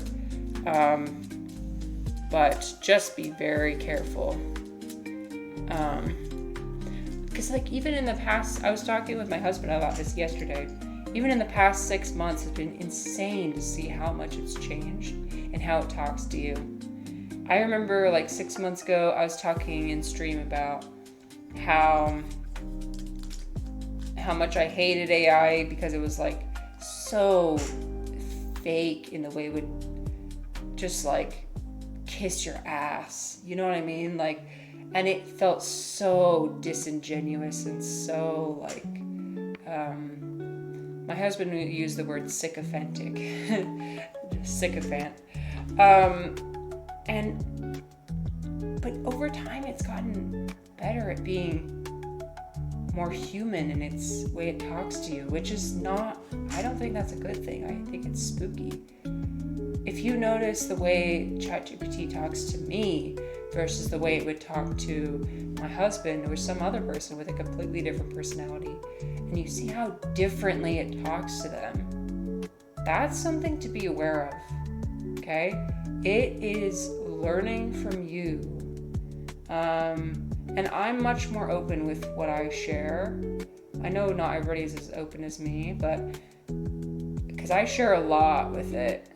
And I won't erase my data, I'll just let it all in there. And it will refer back to last conversations we've had. It's almost like it's keeping a running list of everything that it remembers about me. It'll be like, oh, so I know you're a Twitch streamer, and I know you're doing yoga, and I know you're doing this, and then it'll incorporate that in to build rapport with me. Yes, Sam, we're talking about the dangers of using AI for therapy. So I admitted to using AI for therapy. Not proud of it, but it happens. Very Black Mirror. Part of it's because I'm kind of curious, right? I'm curious to see what it says, and also I like being validated sometimes, and it's really good at doing that. But you have to be careful. Sam says, I don't think it's anything to feel uncomfortable about. Okay. Cheers. What's so you disagree then?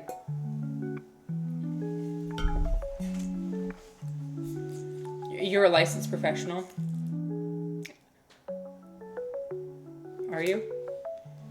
I can't tell when people are being sarcastic, Sam. If you're being sarcastic, please tell me, because I don't know. Oh God, I don't know. I'm gonna look at your profile later and be like, let's see. You're not being sarcastic. Oh, okay. Oh, you are a therapist. Okay, good. That is interesting. So your perspective of, you own a mental health clinic. Okay. So that's your perspective of AI, that you're not skeptical of it? Are you skeptical of it at all? I need to know. I like approaching things with curiosity. But my skepticism is that I think it can cause delusions in people who are very at risk. Because if you notice, right, you send one thing to it and it'll end with a bunch of questions and a bunch of things that it wants you to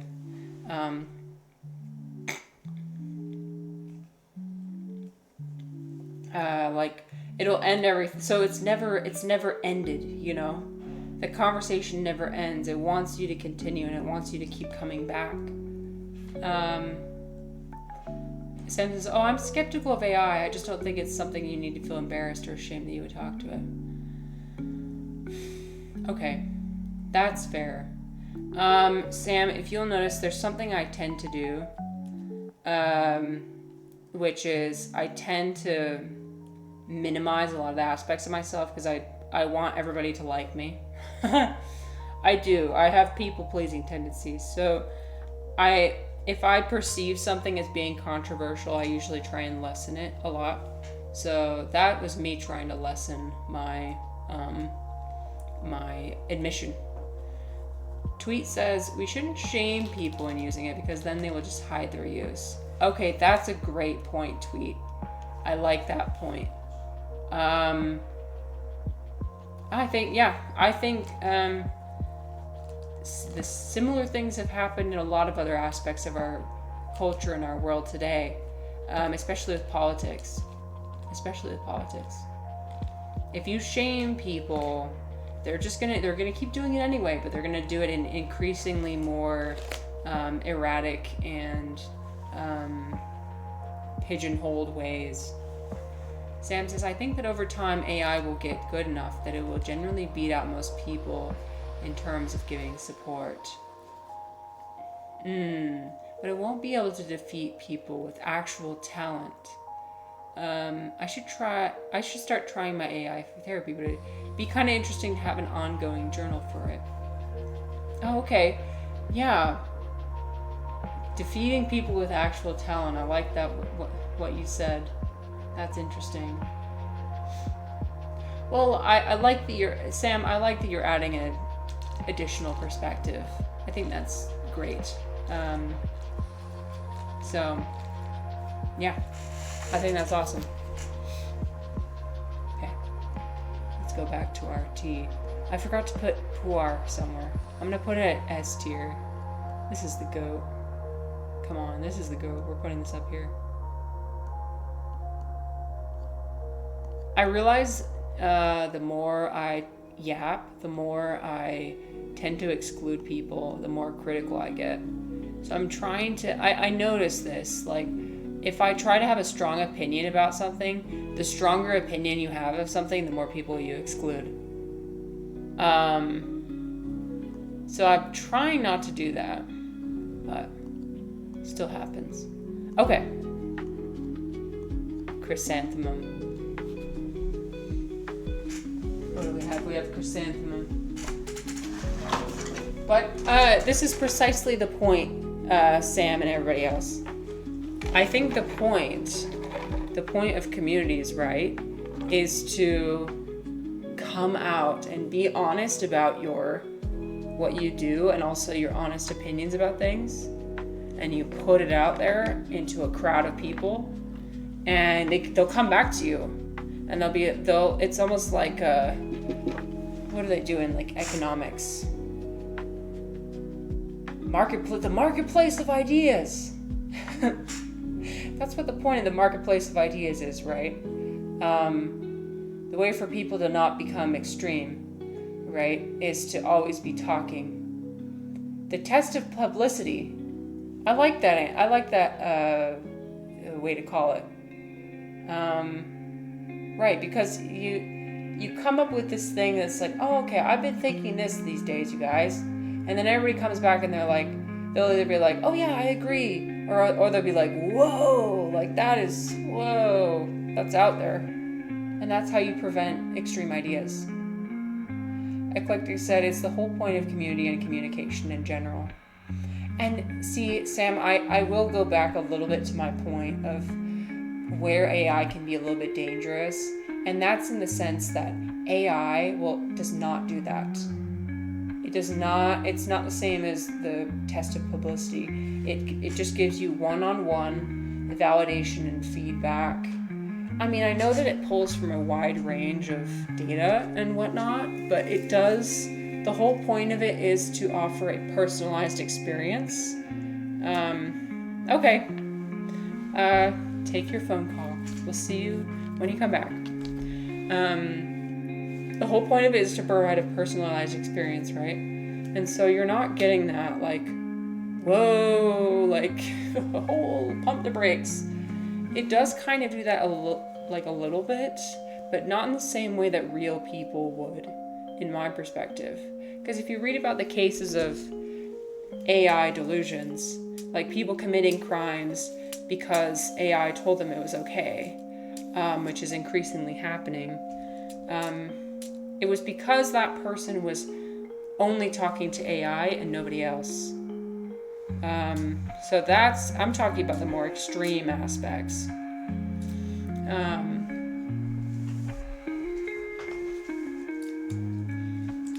But I'll address Sam's other comment when he comes back. I think that's important. Okay, so we have chrysanthemum tea. So here it is.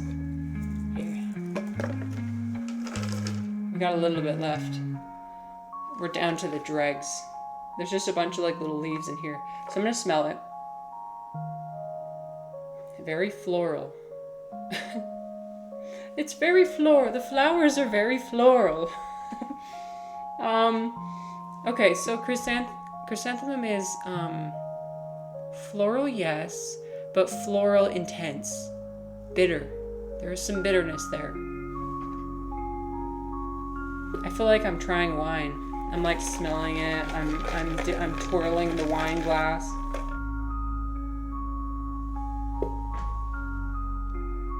It has like a little aspect of like wheat to it. Again, a little bit of that fruitiness. So when you make tea out of it, flower-scented flowers. Oh wow, so descriptive. Okay.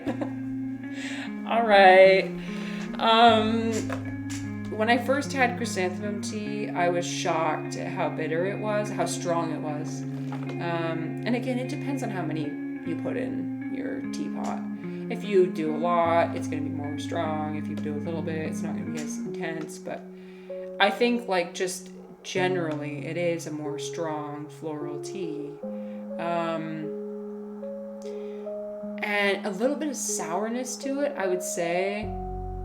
It's very common at like in China, and especially if you go to like a Chinese restaurant. A Chinese restaurant, very traditional. It's very traditional. I'm actually not a huge fan. Oh no! Oh fuck. Thank you, Refly. Thank you, Refly. There. Appreciate it. The council. This is what I was showing. I don't love the flavor, if I'm gonna be honest with you. I'm actually gonna put it, oh dear. I mix it with other things sometimes, and I only put a couple in. But if we're talking just like straight up chrysanthemum, I might put it at C tier. I mean, I'll drink it at a restaurant and whatnot, and that's okay. But, oh, you haven't tried it. I would encourage you to try it, but yeah, be mindful that it might be a little bit bitter. Eclectic said, controversial topics are important to have because it builds serious and intelligent conversations. Yeah. AI is in that category. Yeah, a controversial topic. And I'm all about having conversations about controversial topics. And I wish that we wouldn't stray away from them. I get that there's certain times and places where it's probably not appropriate to have a controversial conversation. But it shouldn't be as strayed away from as it currently is in our society. If you live in America, for example, the topic of politics is so divisive that you cannot, unless you already know what somebody's politics are, it is like a general rule, do not talk about politics to anyone, ever. Because it'll be a very emotionally loaded topic. And you'll notice a lot of streamers on Twitch as well have that, they'll have that on their profile, like don't talk about any political thing ever. And that's fine that they don't want to engage in it. That's okay. I'm okay. Personally, I like to only engage in it if it's relevant.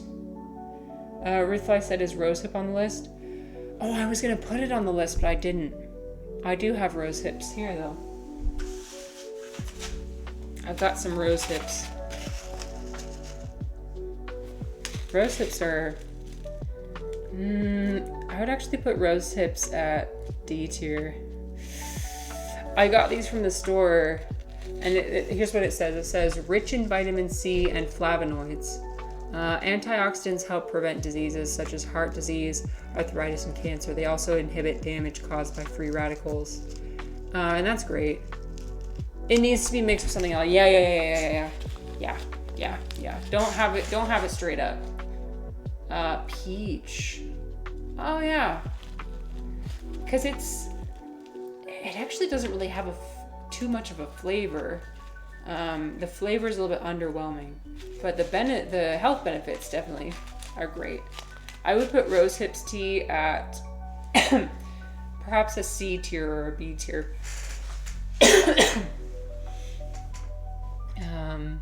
Eclecte says, I talk about everything and anything. I don't stray away from conversations. I love picking people's brains. Yeah. And that's great. You use rose hip to make syrup rather than drinking it as tea. Oh, that's a good idea. I haven't gotten into making syrups or anything yet, but ooh. Like tinctures and syrups and like... Eventually I want to be the person that makes kombucha at home. I'm a little bit... I'm not there yet, but I see that in my future. Tweet says, controversial conversations can be really interesting as long as everyone is respectful. Okay, that's true. Yes. And that's why they're taboo, right? Because I think that's why they're taboo, right? Because people are afraid they won't be respectful most of the time. And that is because it is so emotionally loaded. I will admit that most of the time it is not respectful. So maybe that's why people tend to stray away from it. But if you avoid it entirely, then you avoid the chance of being able to have a respectful conversation. Is that rare though these days? Oh, I feel like it is a little bit rare, unfortunately. I don't know. Is it rare because people are so afraid? And it's only because we're seeing a lot of loud, disrespectful people right now? Like a loud minority? I mean, maybe the vast majority of people are able to have a respectful conversation. We're just not hearing from them because they're not loud. I've thought about that recently. I'd like to think the general population is not as dramatic as we sometimes make it seem.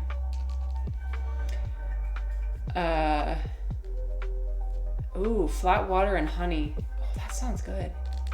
Dang, I need to get on your level. Boiling it with the rose hip and letting it steep until it becomes a syrup. Delicious to add into things.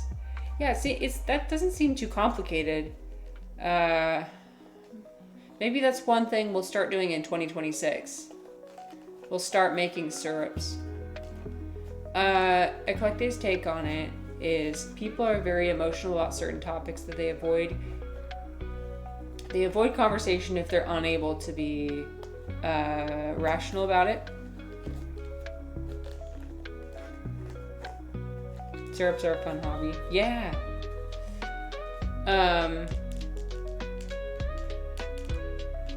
Yeah, that makes sense. Okay, next tea. What should we do? Let's do... Ooh, have you guys had skullcap tea? I fear that we have unveiled our next F tier tea. Skullcap does have some health benefits. Let me see. So this one says brain function. Again, I'm not an herbalist, so this is just what, according to the package. Brain function, dreams, anxiety, inflammation, insomnia, diabetes, and develops psychic gifts. I got this, so some of my teas I just get like straight from the source. Other ones I buy at my local like crystal shop. Hell yeah. Sounds like a Zoomer tea. Oh, it's a very new age tea. Eclectic, you've only had it once. I tried teas and herbs for their properties and sometimes find that they're not always the best flavor or texture. And that's what I'm getting at, Eclectic. The flavor of skullcap is not good, in my opinion. It is grass. It is like drinking grass. All the worst parts of grass. Like bitter, grassy. I can't think of any other descriptors. Something else interesting that happened. This is a bit of an overshare, but when I drink skullcap tea, it makes my poop smell like marijuana. Like, no joke.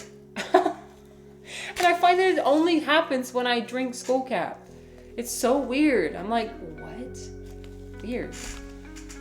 It's like and it also kind of has like a flavor of marijuana. Not that I would know. Well, I would know, but kind of like the asparagus pea. Hashtag gamer girl. Oh, hello, Eris. Whoops. Oh, hi, Eris. We're doing our tea tier list today. Also, I feel bad. I didn't give you a shout out yesterday when you much deserve one. You guys, we love Eris. Wait, you didn't get a... No, you didn't get a sub. Eris, that's not acceptable. That's not acceptable. Here, 1 second. There we go. Did that work? Oh, there we go. Accept yourself. Eris, of all people, deserves one of the gifts, one of the subs for today. We're feeling very grateful for how far we've come with this whole streaming thing. And I need to learn from Eris in that how positively he talks about his community and includes people. I mean, I remember when Eris, so today is a stream of reflection. We're reflecting, we're reminiscing. I remember when Eris first came into my chat, I was so taken aback. I was so okay, so I get intimidated by people, right? And so I perceived Eris, and I still do, as someone who is a very successful individual, like as far as Twitch goes, and also like professionally. Does a lot of, Eris is an actual real academic philosopher, right? So he comes into my chat, right? And I just like fucking fumble around. I'm like, oh my gosh. My brain, it's funny because after you left that first time, I was talking with some of my other chatters and I was like, holy fuck. This is just the way my brain works. We tend to like catastrophize things or like blow things out of proportion, which it's dramatic, but I kind of like it, honestly. But anyway, but no, I love coming to your streams and hanging out and talking about things. And you're just a really friendly guy. Nothing to be scared of, nothing to be intimidated by. So, anyway. Oh, welcome back, Sam. Oh, wait, I'm going to address your comment from earlier. I wanted to make sure I gave some space for that. We were talking about AI earlier. Okay. Sam says, it's why I'm willing to share a bunch of information about me, because I will get real feedback about who I am by sharing it. Yes! Well, this is why I like sharing a lot of information about myself, too. I love being perceived. If you couldn't tell. I love being perceived. I love people perceiving me. No, but not just in a, not just in a self-absorption type of way, but also just in a way of, like, I always want to improve. always want to do better. And I don't want to like go down a rabbit hole too far. Right? And so it's kind of like testing the waters. When you put something out there into a community, you're testing the waters for being like, okay, how crazy is this idea I have, right? Sometimes crazy is good, but not always. You're intimidated by Eris's masculine. How do you pronounce that? Virility. Love it. In a good way. Something I absolutely love about Eris's community is the not safe for work tab. And when I tell you not safe for work, I mean it. I've seen some of the most cursed memes known to man. And I kind of love it. It's kind of iconic, honestly, because like people are just unafraid. Like you welcome like and this has to do with what we were talking about earlier about how like being vulnerable and sharing parts of ourselves that normally we might not share.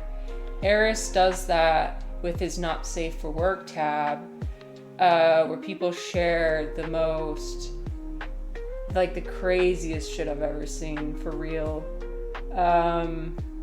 And like I don't think I could even talk about it, honestly. But I like that there's a space where people can feel comfortable to just laugh together, like have a good laugh.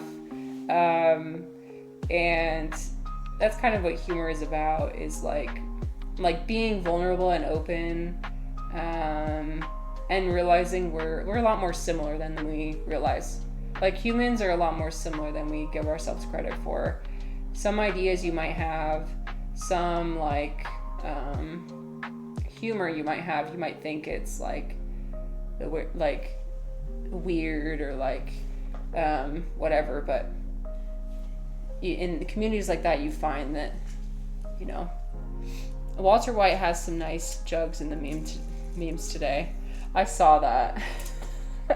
I check that every single day, and sometimes multiple times a day. That's my new Instagram. I deleted Instagram, so now I just check that all the time. Sam says, yeah, when I started in sales, I would tell people I charge $50 an hour, but if they could choose to pay me what they thought the time was worth, I got the best feedback ever from that decision. Oh. Wow.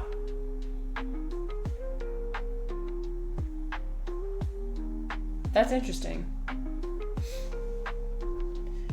Okay, so Skullcap Tea, we're putting it F tier. I'm so sorry. I do not like that my poop smells like marijuana after I drink it. Hi, Ivan. Hi, Ivan. Oh my god, why is it that I fucking... Okay, it's fine. We're letting go. I said, no, Ivan, please don't leave. No, stay, please. It's an herbal tea, I swear. It's an herbal tea. Okay, next tea. This tea is monk fruit tea. Monk fruit tea. It's funny because like I always come into Ivan's chat and start talking about psychedelics. I'm one of the psychedelics people. I'm like, what about psychedelics? What about... And I make it seem like I'm obsessed with them, which I kind of am. But there are other aspects of my personality, I promise. Like tea. What is this? This is a monk fruit.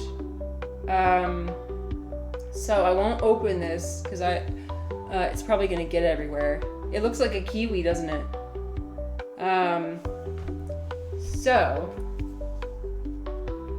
what it looks like on the inside, it kind of looks like a citrus fruit in a way.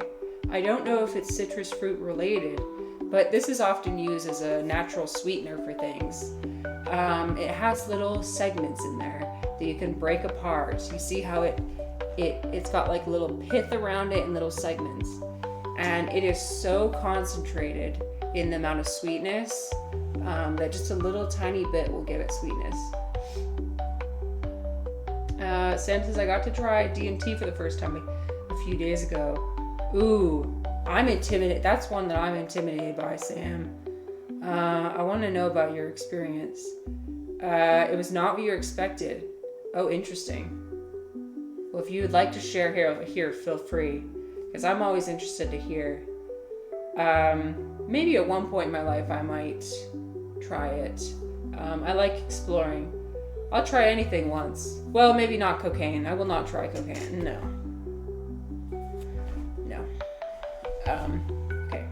Okay. Tea. It also has like a bitter flavor to it, a little bit. So, which is surprising. So I've made tea with monk fruit, and the sweetness is I've actually also, okay, so look, I'm gonna demonstrate.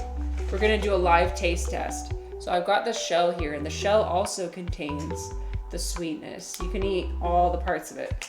So I broke off a little piece, and I'm gonna taste it for you and let you know what notes it has, okay? So we're putting it in.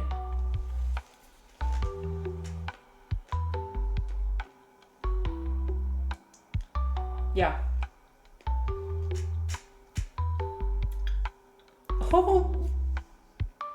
Oh my god, the aftertaste. Oh my god. It's like an explosion of flavor and sweetness. Holy shit, it's so concentrated. It's like, oh wow. It's a lot. She's a lot. So, how much, let me see. How much sweeter?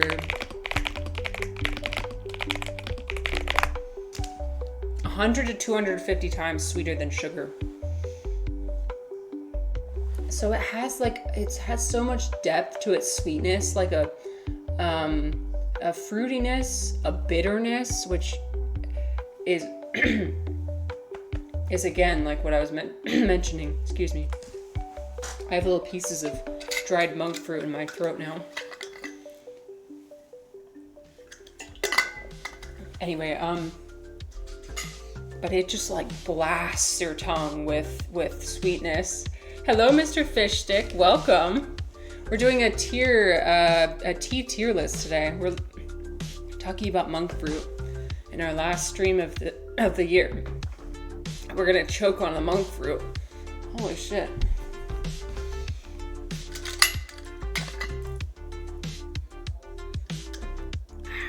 Okay, I think it's gone. I think it's out of my throat. She's intense. I would put her at a solid B. No, I put it as a C tier. On its own, it is not that tasty. It's not tasty. But if you add it to other teas, especially hibiscus tea, which I have, we're gonna go over hibiscus next. It's good. But again, it does add a little bit of bitterness that you don't really expect. So we're adding it to C tier. Okay, there we go. C. Sam says, oh yes, I spent most of the experience just focusing on my breath to hold on. The best I can explain is that if you think of a normal LSD trip as like that slow roller coaster where 30 to 60 minutes, you're going up, up, up, and then you finally start to peak, and then you race down the roller coaster. DMT is more like you have 5 minutes before you blast off in a car that goes from 0 to 200. Do you see why I'm intimidated? In like 10 to 30 seconds. Then you're like, oh my god, how far and fast is this gonna go? Then in about 10 to 20 minutes, oh my god. The visuals were cool, but I didn't really pay attention to them very much because it was more just riding the experience. Next time I'm looking more into exploring the visuals. And that's what I've heard too, is that it's much more visual. For me, my experience with psilocybin is that it's much more body sensations and it's less about the visuals. And I personally, so I'm returning to, we're not glorifying the use of any substance on this channel. And I above all, I want to encourage safe use, harm reduction. And so I use mushrooms for my spiritual practice. And so I use it for introspection and dropping into a meditative state. I don't use it recreationally. I just use it to put me in the headspace that I need to be in to function normally in society. Oh yes, legal substance. No, and Sam, I say that spiel every single time. Mostly because I don't know what's right and what's wrong most of the time. But I love that you're sharing your experiences too. Yeah, no glorification, but like it's also interesting to share and to learn. We're all about learning. So you said very geometric shapes. Oh, that's what I've heard too. Did you feel like it had any sort of therapeutic benefit for you? If you'd like to share, because that's what I'm mostly curious about. I'm always curious about the therapeutic benefits of the things that I use. That's just personally the way that I approach things. You took 3 hits. Oh, and I've heard about the breaking the barrier thing and everything in the vape. Yeah, how interesting. Well, I'm excited for you to have your next experience, and I wish you luck. Okay, I'm gonna tighten this crown because it's starting to fall off. By the way, somebody said I looked like Jesus at one point when I wore this crown, which it's kind of funny. They're like, "Is that the crown of thorns?" No, I am not Jesus Christ. I've been called Weird Al. I've been called Jesus. It's all the hair. It's the hair. No. Yes. It is I, Jesus Christ. It is I, Jesus Christ. Sam says you look like a noble maiden from medieval Europe. That is so nice. Thank you. Finally, somebody's complimenting me about my appearance. Nobody's ever done that before. Sorry, just kidding. I'm referring to Refly, who always comes into my chat and compliments my appearance, which I eat up, by the way. I love it. Give more validation. We've moved away from the greed and the arrogance. Now that we've accepted that it's a fundamental part of ourselves, we're just embracing it. No, but thank you for saying that. That's really nice of you. Weird Al is hilarious. Well, Tweet, if you... Let me reveal to you, Tweet, my Discord. My Discord profile. Okay. I was making sure I didn't dox myself. I'm fine. Which one is it? Is that a picture of me? Or is it, that Discord picture does look like Weird Al. Which one is it? Challenge. I challenge you. Which one is it? Is it me or Weird Al? See for yourself. Look closer. My favorite part is that on Discord, the image is so small that people don't even bother to look closely. They just assume it's me every time. I love getting people. I love when they realize and I'm just like, got him. Got him. Okay. Anyway.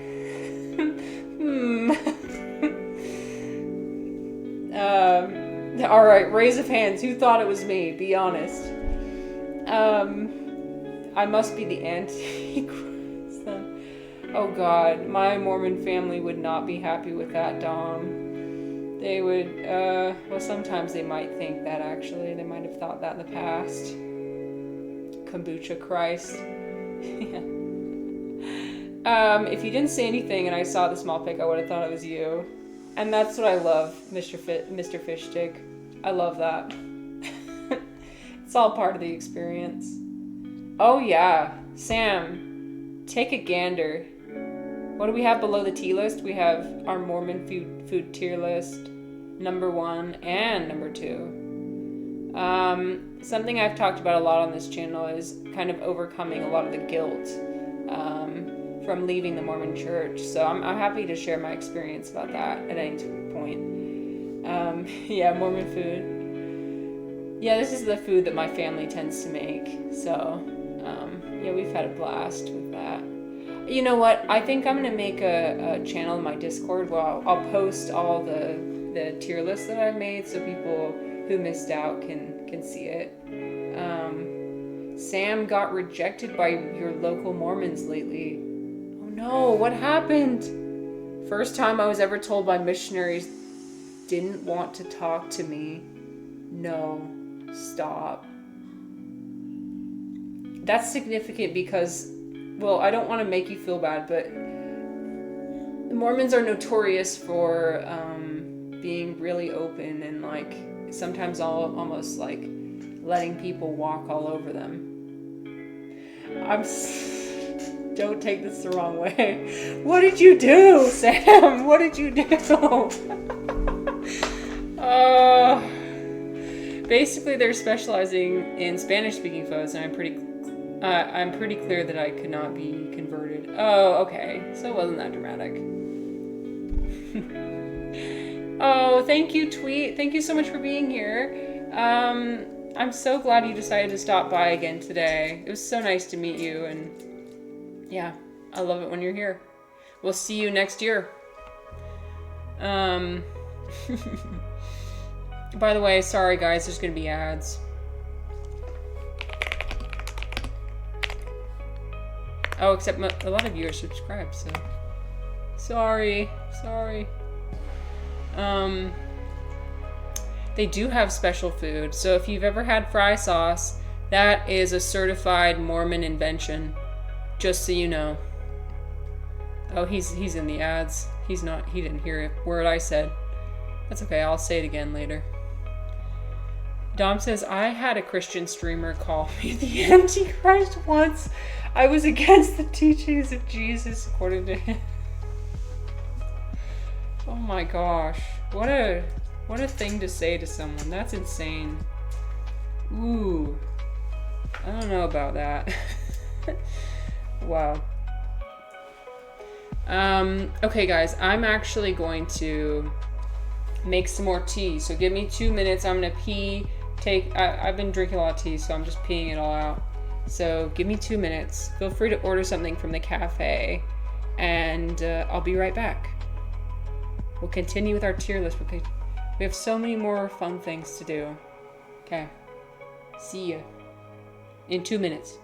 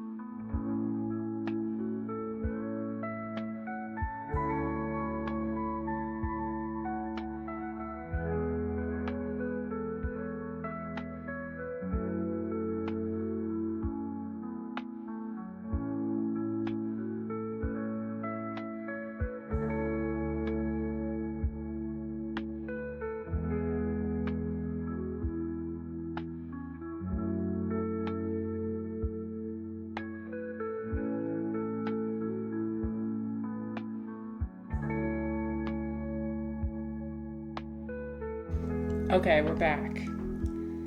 We are back with new tea, and fresh eyes. Welcome back, Mr. Fishstick from the ads. Sorry you had to be subjected to those. No, it's not bird spit tea today, but I do have some brewing. Oh, I could show. Ooh, I wonder if it's ready. I have some in the fridge. Yes, I am, and I prefer to have it spit temperature too, so it's extra spit, like a cup, an entire cup. It is revolting, but I almost enjoy it. This is like what is it, a double, is that what double entendre means? The irony. I relish in how revolting it is. I'm like, if it's gonna be revolting, I'm gonna go full throttle.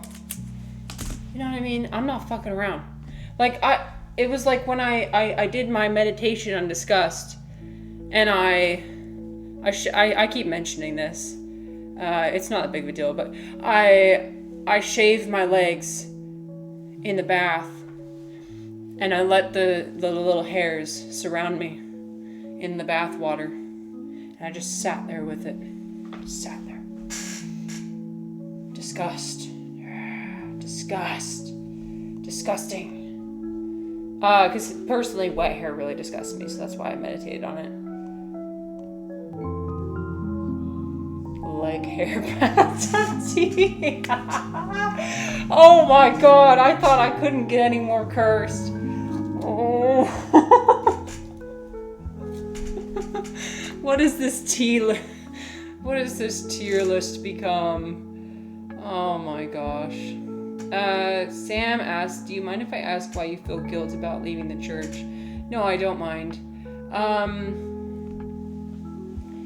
A lot of things transpired, and some of it might have to do with my own personal family dynamics. I come from capital M Mormon Utah. Like,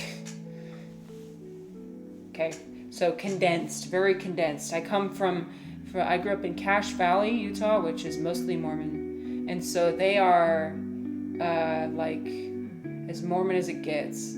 Other Mormons, we don't like it. Everywhere in the world, they're kind of chill. They're mostly chill, but the Utah Mormons are not very chill a lot of the time.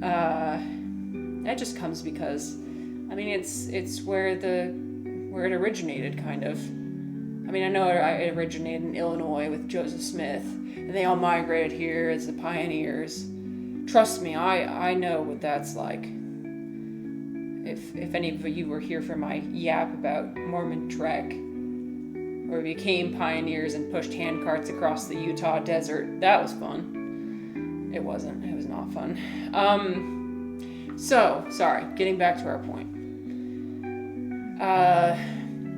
A lot of things transpired, things that my parents said to me. A lot of things suggested that the reason why I wanted to leave the church was because I wanted to sin. That was brought up. And a lot of guilt was put upon me because after I left the church, my brother also left as well.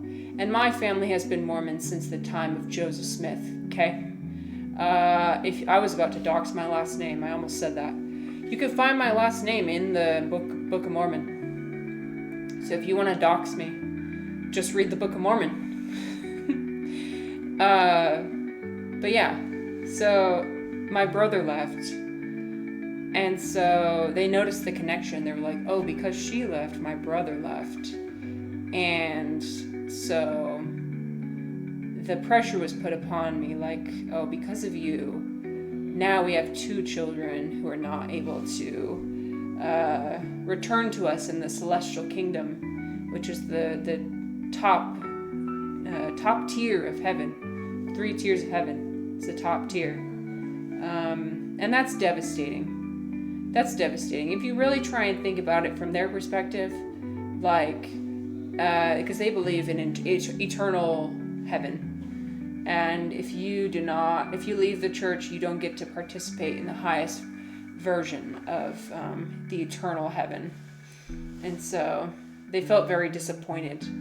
And it was at the point where no matter what I did in my life, no matter how successful I am, I will never be a success in my parents' eyes, because these things like a job or like a family or like all these possible ideas of human success are nothing in comparison to what they're trying to achieve, which is an after-death outcome, right? And so I've carried the weight of that. It's not easy. At one point, I even asked my parents, I was like, how is this not enough? Like, why aren't you proud of me? I feel like I've done so well in so many aspects of my life. Why can't you be happy for me? And I think they're trying to learn and trying to be more accepting. But in the beginning, it was very, very not. And so you have to deal with a lot of guilt and shame. Because the culture is largely built on a lot of guilt and shame. As far as modesty goes, you know, if I wore something like this, see how, you could see my belly button. If I wore something like this to like a gathering, I'd be made fun of, called a slut, you know, like bullied. Because that's just what the culture is. And so, yeah. But we've come so far, you guys. And again, I want to emphasize, not all Mormons are like this. It's just the Utah Mormons. Most Mormons are chill. And they're getting better. Sucks when family can be accepting. Yeah, that sucks. And so if any of you guys have had to deal with that, I understand. I do. Thank you. You guys don't have to. I mean, it's like I feel like I've accomplished a lot and done a lot of work to kind of overcome it. So I feel like I'm on the other side now. So I'm pretty happy with it. We've come full circle. We've gone from, because it goes through different stages, right? Like being really cynical and angry and, you know, resentful. But now I've come full circle to just be like, okay, this is what they believe in. I don't agree with it, but I'm not going to touch it. Like, you want to believe that? Fine. It works for them. It doesn't work for me. So, Marissa Moroni. Yes. Oh, you've uncovered it, Sam. You found out my last name. Moroni. Spoiler, it's not Smith. Oh no, now you guys are just going to pick apart all the names until you find mine. And the problem is I'm so bad at lying, so if you get to mine, I won't be able to lie and say, no, it's not that.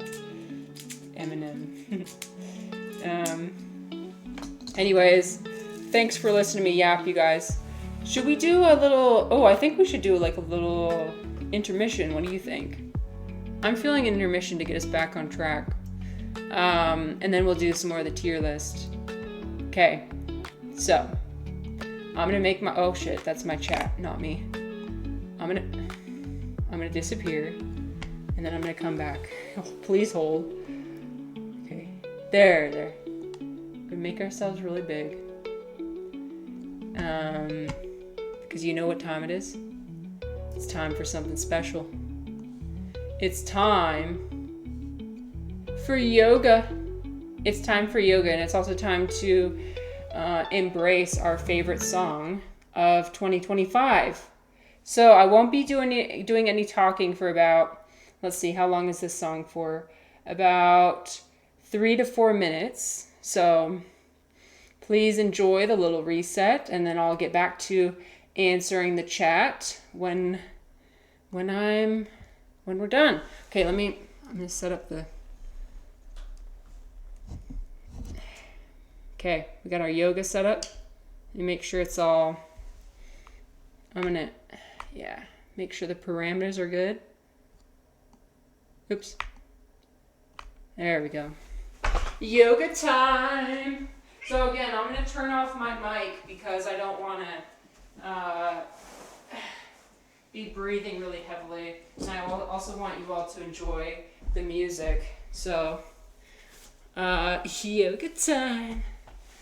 Hell yeah. Okay, let me just test the frame. Just going to make sure I'm in frame.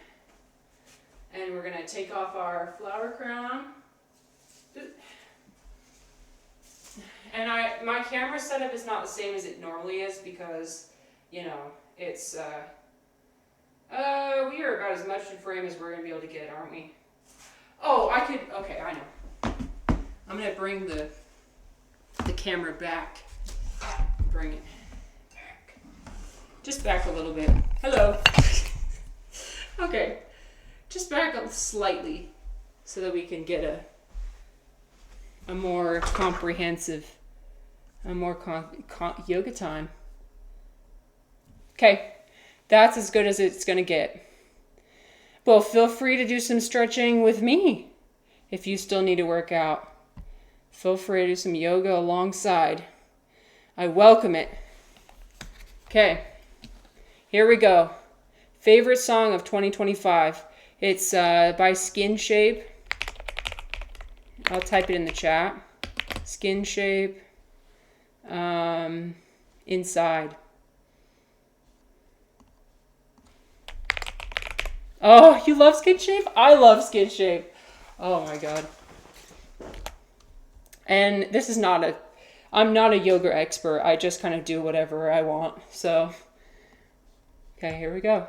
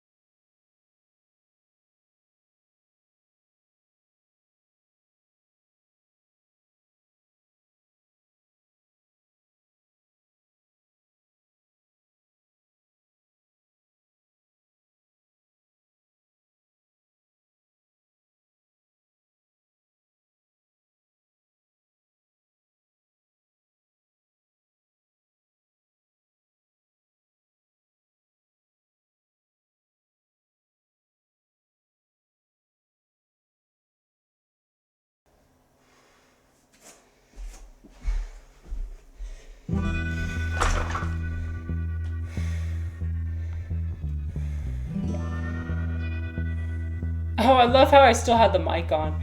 Wonderful. Bruh.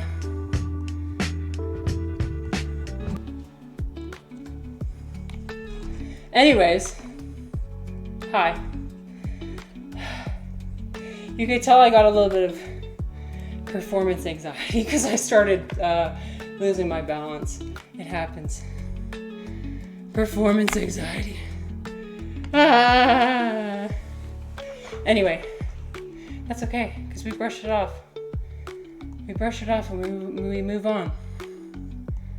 Okay. We lose our balance. Sometimes we do tree pose. It's a windy day. Okay, I'm gonna put my camera back. Sometimes it's a windy day.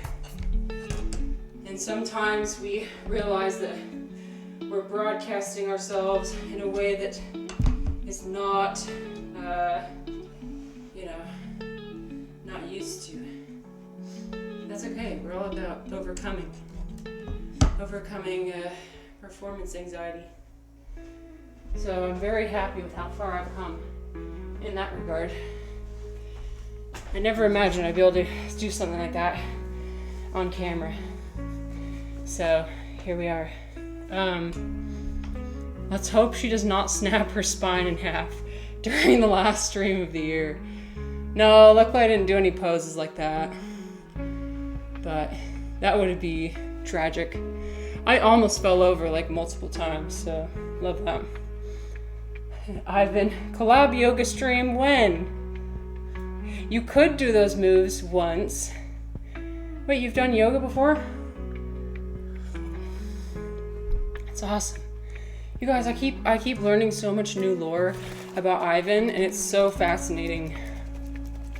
Ivan is a very fascinating individual, and we love that. We welcome that here. Oh, Chozo did some stretches too. Awesome. I hope you did some stretches with me. I'm always hoping for a backflip to happen. Oh, we're not at that level yet. Maybe one day. Yeah. So, yeah, again, I just do it as a hobby. I love doing it, so. And I like sharing my hobbies with people. Those knee kicks are good when your opponent is down. MMA fighter. Make war, not love. No, Eclectic, what did I tell you at the beginning? MMA Marissa. The vinyasa is always the death of me. Oh, right. It was always so difficult for me too to do the push-up type thing. You know, when you're going down and then up. Yeah. You have to build a lot more arm strength. For sure. Anyway. When did your hair start to recede? Oh dear. What a question, Sam. Ivan doesn't do yoga, you do wings, hun. Wait, what is that? Oh, I'm so curious now. What is that? I'm looking it up right now. Oh, it's a type of martial arts. Wow. Hand-to-hand combat, rapid-fire punches, straightforward efficiency. Oh! Bruce Lee does it. Wow. Ivan does mental gymnastics. Oh, he certainly does, Orange.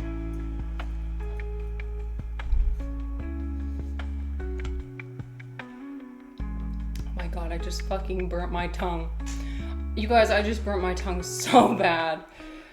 I wonder if you could see the pain in my eyes when I took a sip of tea and then the regret just the regret just took over me, and I was like, oh no. I was like, don't spit it out.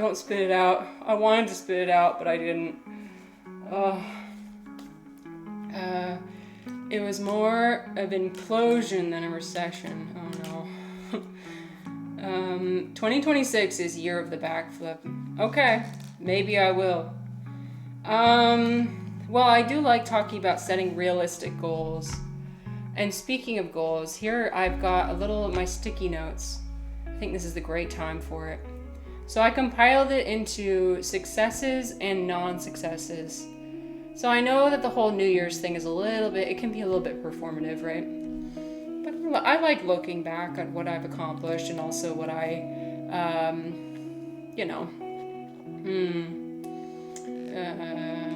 what didn't work out. It's all about growth and progression. So some of the successes of this channel in 2025, we built together an amazing community. I'm so amazed with, not every streamer gets this. You think about how many streamers are out there. They've been streaming there for 5 years or more, and they sometimes still only have 0 or 1 viewer. And so I'm very fortunate that I get to have people come back, and so many interesting people too, interesting and kind people. So amazing. Things I want to have in 2026, more flexibility. The tier lists have been a huge success. I love doing those on my stream. Hopefully people like those too, but I certainly like doing them. Crafts, yoga, cooking, the cafe, memes. So those have been all my successes that I'm happy about. Some of the more non-successes. I've always found that times when my stream goes wrong is when I'm rigid. When I have firm expectations for how things are gonna go, and they don't end up going that way, and then I get disappointed and I get upset. We're leaving that behind. Goodbye, rigidity. So jealous of the flock of seagulls look, though. Oh boy. As Sam says, I really like Brad Pitt from Fight Club. I love that movie. That movie was awesome. I was so surprised. I didn't realize how philosophical that movie was going to be. I thought it was just an action movie. Boy, was I wrong. That movie was a ride from start to finish. Refly has exams next week, so I hope you have a better end of 2025. Oh my gosh, Duncan! Hi! Welcome, Raiders. Thank you so much for the raid. Oh my gosh. Welcome. We're doing a tea tier list, you guys. Do you guys like tea? Oops. We're doing a tea tier list. We've got our whole apothecary behind me. My name's Marissa. I love tea. I love mushrooms, all kinds. Edible. We love... sorry, I'm out of breath because I just did some yoga. So we love yoga as well. We love talking about philosophy and deep topics. You just ordered some more tea. Duncan, I hope you're feeling a little bit better than you were before. I know you said you weren't feeling that well today. Duncan, I have something for you. I've been looking forward to it to see if you would come by. Don't worry, it's really quick. So you guys, Duncan is so cool. His stream is very much like a surreal vibes, in the best way possible. He does all sorts of things. He watches I love how much he supports small creators.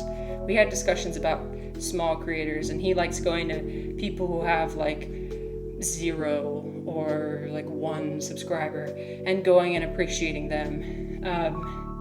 And I love that. And I love how he just does crazy things on his stream, and he's just so confident. And that's what it's all about. It's about the confidence. So, Duncan is also obsessed with, I hope I don't cause a relapse. He's obsessed with karaoke. And I have a terrible singing voice, okay? But I was like, okay, if Duncan ever shows up in my stream, I'm going to... Ah, Well, thank you for the follow. By the way, you follows are anonymous. at Just so every you know. moment. Okay, so Duncan, I prepared for you the one and only song I am okay to do karaoke to. We're gonna fucking do it.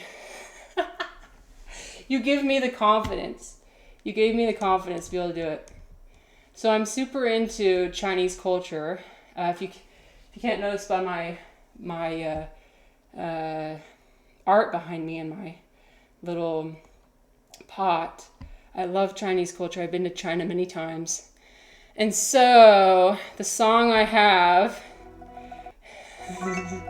All right, you ready? Okay. Let me find it. Here it is. I'm expecting you guys to sing along. Karaoke time. You know it's going to be EGMA. Any more than that. But I love this song. It's so good. Woo! We did it. In the spirit of Duncan. No, but I always go to karaoke and my voice shakes so bad because I have such bad anxiety. But I feel like Duncan gives me the confidence to be able to do it. Okay, I think we're finally ready to don our jacket and continue with our tier list. I'm so glad to have you guys here. Last stream of the year, baby. Let's go. By the way, if I missed your comment, please send it again. Okay. Tier list. Oh, I'm so full of energy now. I'm so energized. Okay. What do we have? We have cinnamon. Cinnamon tea. And I have my prop behind me. Here it is. I have to first consult the apothecary, sift through and see. Okay. Oh fuck. Oh my god. Everything's falling apart. We did two very, very confidence requiring activities. Actually, you know what? That brings me to a great point. Thank you, me, for bringing me to a great point. I think it's time for some deep breaths because I feel myself out of breath and shaky. And so, I invite you. Oh, you're welcome, Ivan. You deserve it. You deserve it. I invite you with me to do 3 deep breaths. You see, my hands are shaking. My hands are shaking. 3 deep breaths. 3, breathe in for 3 counts, hold for 3 counts, and breathe out for 3 counts. Okay? All right. So breathe in. Hold. Breathe out. Breathe in. Hold. Breathe out.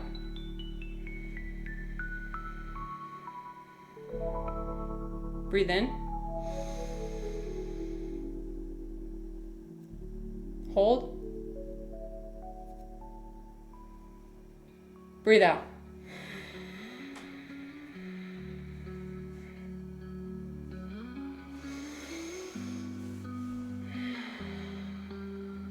Okay. I feel in a much... Don't forget to count this time. I know, literally, I forgot to count last time and reflex like, please, I can't breathe. I can't breathe. Box breathing is good too, yes. Okay, I feel much more grounded now. Sometimes when you feel very chaotic and like, whoa, you know, things require a lot of confidence and a lot of anxiety. Me, as somebody who struggles with social anxiety, a lot actually, I can get into these shallow breathing. And like I said before, shallow breathing is banned. We're done. We're done with shallow breathing in 2025. It doesn't serve us. We're gonna breathe deeply. Breathing is so important. I appreciate that. I'm glad you appreciate it, Duncan. Where's the crown? I forgot my crown! Wait, now I can put my crown on again. Okay, we're feeling much more grounded and ready to do our tier list. Okay, so I got my flower crown. My Jesus flower crown. Okay, there. There we go. Jesus. It is me, Jesus Christ. Just kidding. Pranayama is so instant and effective. I know, Dom. It's magic. Another technique you can do too is you can do legs up the wall. So if you lay down against the wall. Actually, should I do a demonstration? Maybe I'll just do a quick little demonstration. Sorry, we keep getting distracted, but this is important. We'll do a quick little demonstration. So, legs up the wall. Welcome back, Jesus. Okay, so we're gonna go over to the wall over here.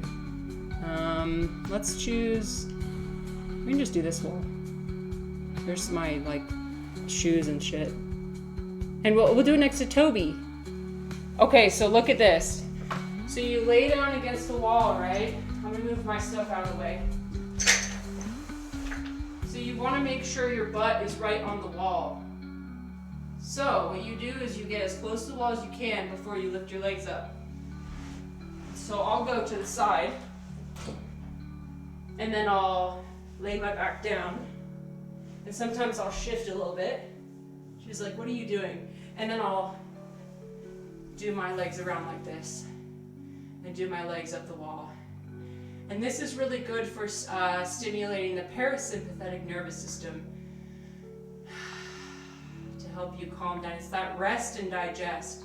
So I like to do this every night before bed, actually, to help me get nice and calm down for bedtime. So you can just sit here. It's very effective. Anyway, that's my legs up the wall. Then you kind of like roll out of it. But very accessible pose. And you don't have to be on the ground to do it. You can do it. There's Toby. Hi, Toby. You don't have to be on the ground to do it. Literally, if you just, raise your legs, that's fine too. It's just the wall sometimes is an effective prop, to help you. Okay, so the light is coming in, and we're gonna have some weird things going on with my face while the light is here, but that's all right. The collector said it's my favorite calming technique. Oh, you do legs up the wall to come back into myself, and that's awesome. Yeah, her name's Toby. Yeah, she's so cute. I love her with all the love in the universe. Okay. So cinnamon tea. I've got my cinnamon here.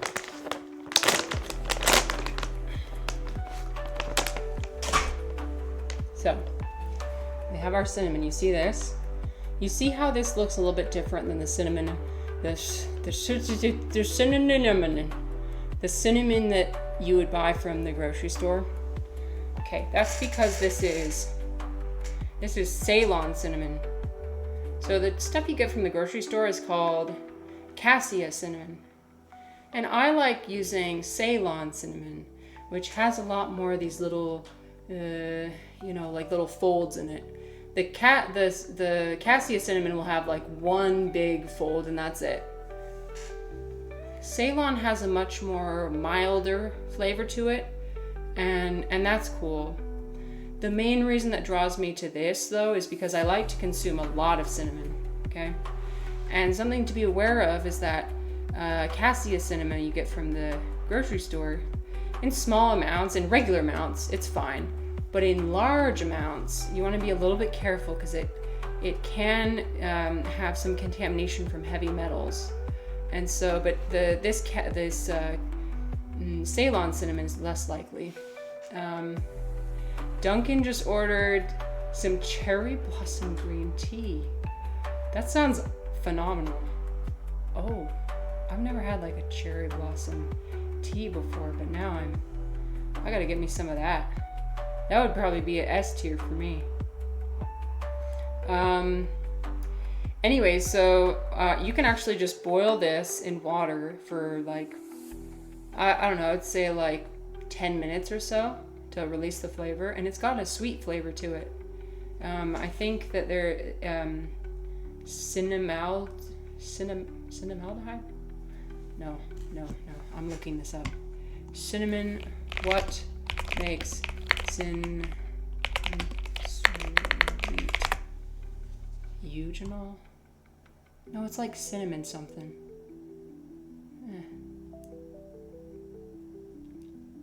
Oh yeah, it is. Haha, I was right. Okay. I was right. Cinnamaldehyde. I think this is what gives it its sweetness. I could just be talking out of my ass. It uses as an essential oil. Okay, anyway, that's not the point. The point is that the flavor is nice and mild. I love it. It's so cozy. I would put this at A tier for sure. And it has like a really nice amber color too. Surprise! Marissa will now do the cinnamon challenge. No, but I did do it back in 2012 when it was a thing. I remember when that was a thing. That was when the OG YouTubers were doing it. You guys remember Glozell? Glozell Cinnamon Challenge? Classic. Eclectic said, I have to depart for now as my schedule is jam-packed for the rest of the day. Thank you so much for the wonderful and calm stream. Aww. Thank you for being here. Watch the VOD to see anything you're missing out on. Oh. Wow. Thank you. You're so nice. Oh, you guys go follow Eclectic. She was doing like 12 days of Yulemas. I'm not describing it appropriately, but you guys, Eclectic is awesome. She does gaming, she does cooking, she does, she's very like spiritual. She cares about the environment and very important issues such as animal cruelty. She's studying to be a conservationist, I believe. But yeah, and new streamer, really new streamer. So anyway, I told you the light. If I'm close to the camera, my face will be out of the light. If I'm far away, okay. If I'm far away, it's fine. And she has a cool desktop wallpaper. So true. Okay. What are we gonna do next? We're gonna do jasmine. Jasmine pearl tea. I got some here too. So this isn't just any green tea. So it's usually not just jasmine. It's jasmine mixed with green tea. And you'll see it has these little, oh look, I've got a little spotlight on there. These little pearls. And they open up and expand a lot.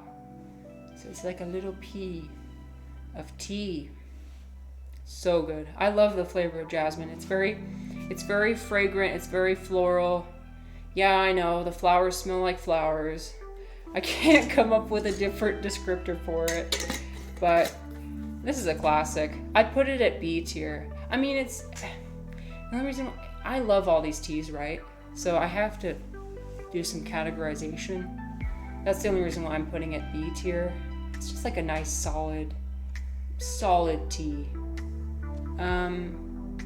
So the jasmine is, I believe the way it works is, I'm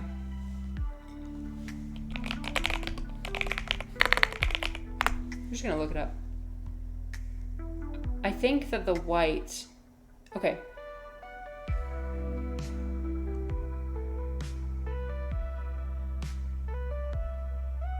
Jasmine is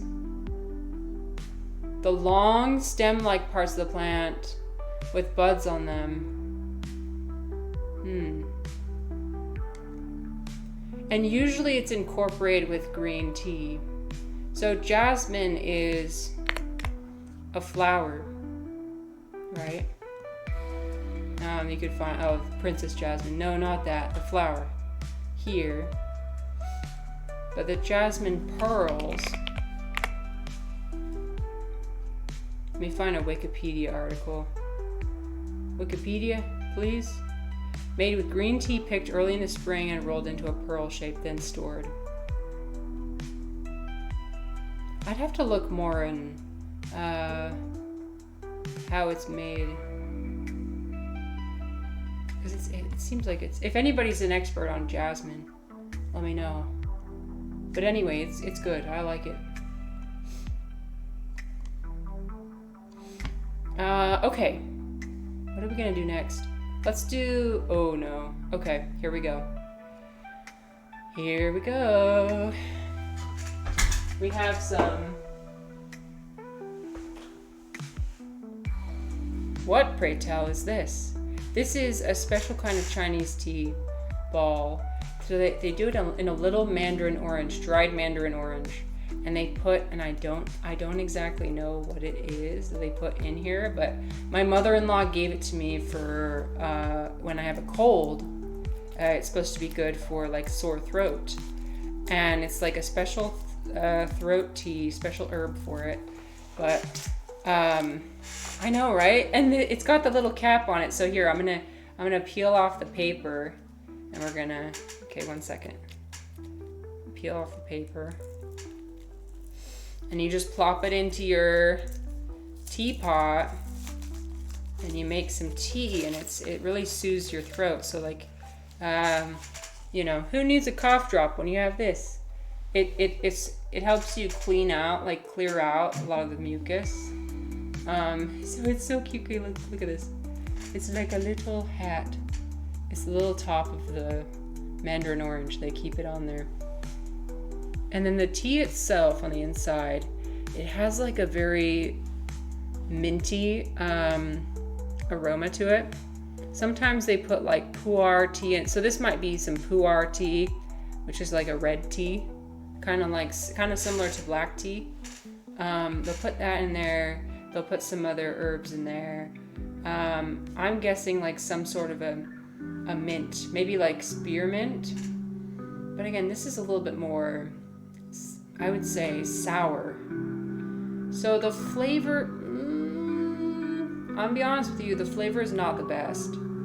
The package is adorable. The package itself is so cute. And that bumps it up a bit. And also the benefit bumps it up a bit. However, it does not taste good. It's like cold medicine. It's like cough medicine. You know, like you use it when you're sick, but it doesn't taste good. So I'm gonna put it at D tier. I'm gonna put it at D tier. The package is not enough to redeem. The cute little orange is not enough to redeem it. Okay, next one. If you can see my face. Okay. Okay, we're just gonna do the rest of the stream like this. Next one is, which one should we do? Let's do, oh yeah, hibiscus. Do we have any hibiscus enjoyers? I'm a hibiscus enjoyer. Although, one thing you'll notice is that if you get hibiscus tea, like so I got this giant bag for Christmas at one point, and that was like a year or so ago, and I've barely even touched it. This is way too much hibiscus, you guys. What am I gonna do with all of it? Anyway, the second I opened the bag, it's so fragrant. It's so kind of sour, fruity. It's not a very floral, surprisingly. Yeah, it's like a, what fruit is it similar to? See, this is why I can't be a sommelier, because I'm not good at the descriptions, but it produces such a wonderful red color when you make tea out of it, like just this deep red color. But it is very sour, so make sure if you make hibiscus tea to use, you can use monk fruit, you can use honey, you can use any sugar, just make sure there's some sweetness in there because it is. And usually like you can add like a little bit of it to other teas. It's usually used to supplement. So I would put hibiscus at a good, and I would always say for the colder teas, it's the best. Hibiscus is so fantastic for like a refreshing beverage, iced beverage. Yes. I put it at B tier. B tier for sure. Solid B tier. If we're just making hibiscus tea alone, no, nothing else. Okay. So next we have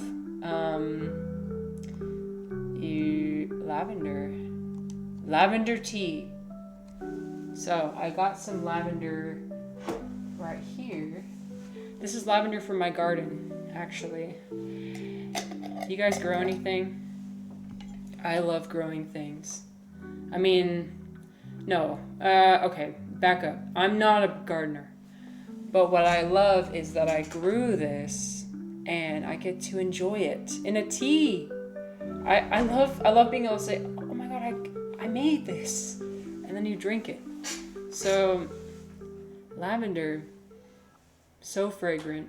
So, when you make a tea out of it, because before I didn't know you could actually make teas. And it just basically tastes exactly the same way it smells. Literally. But it's supposed to be good for relaxation and sleep and... Hello, Doiters. I love hibiscus tea. I also make a tea out of cinnamon, ginger, and cayenne pepper. That sounds awesome. You're in the right place, my friend. We're doing a tea tier list today. Welcome. Final stream of the year. Okay, so you personally would put hibiscus higher up. Yeah, hibiscus is good. I just, for some reason, haven't found the right ratio. I love buying it from other places, but for some reason at home, I haven't found the right ratio of like sweetness to hibiscus to be able to make it so it's not bitter. Cinnamon, ginger, and cayenne pepper. That's like, I love the spicy teas. Like chai, for example. I like making chai at home with like black tea, cinnamon. I actually add black pepper, cloves. I don't have any allspice, but I think you can add allspice to that. It's so good for winter, isn't it? Like a nice warming beverage. We love spicy. Okay, so lavender is I don't know. I don't absolutely love it, but I also don't absolutely hate it. Hi, Danny. Welcome in. I think you commented earlier. Sorry, but thanks for still being here. You like a nice chai latte is so comforting for me. Yes, right? Chai latte. Oh, delicious. Yeah, I've been making chai lattes at home with all those spices I mentioned before, and then I'll add I'll do an oat milk usually. That's the milk I found is the best. I'm not a huge fan of like cow's milk. I like plant milks, so oat milk is really good. Sometimes soy milk. Soy milk adds a nice like sweetness to it, and more of like a depth of like more similar to cow's milk. I feel like, but yeah, no. Oh, you guys, one time I got invited to my friend. So my friend is from Iran, and they make Middle Eastern teas. So good. So his family made me some tea at one point, and it was like the best chai I ever had. They know, they got the ratio down. You know what I mean? So awesome. Okay, I'm putting this at C tier, unfortunately. I'm sorry, Lavender. You're pretty, but I'm okay. Okay, what do we have? Okay, we have black tea. We have black tea, and I know there's so many different kinds of black tea. I wanted to share the kind of black tea I had here today, which I recently got from China, because this is probably something you haven't. I had never seen black tea like this before, but my mother-in-law bought it for me, and I was like, whoa! I didn't realize it could be that light. You see that? Lavender tastes like soap to me. Okay, yeah, I feel the same way, kind of. Yeah, it's just a little bit too strong. That's what it tastes like. Yeah. Anyway, so I'm sorry, guys. There's going to be an ad coming up. We're going to be talking about the black tea. Maybe we should take a 3-minute break. We'll take a 3-minute break while the ads are running, so we can continue yapping. So I'll be right back.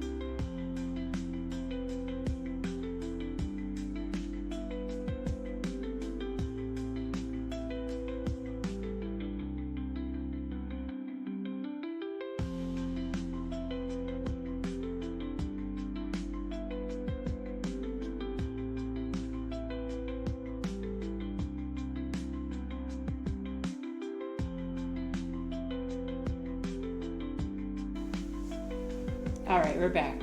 Hopefully we're back from the ads mostly. It's blinding. The sun. Unfortunately, I cannot control where the sun decides to shine. So this is just the way that it is for now. Everybody comes in, they're like, "You're glowing." Yes, I am. I like to think it's because I'm magical. Magic. Anyway. Returning to our black tea. So this is like a toasted black tea. But I've never seen it be this light before. And so when you make tea out of it, it has a very like roasted flavor.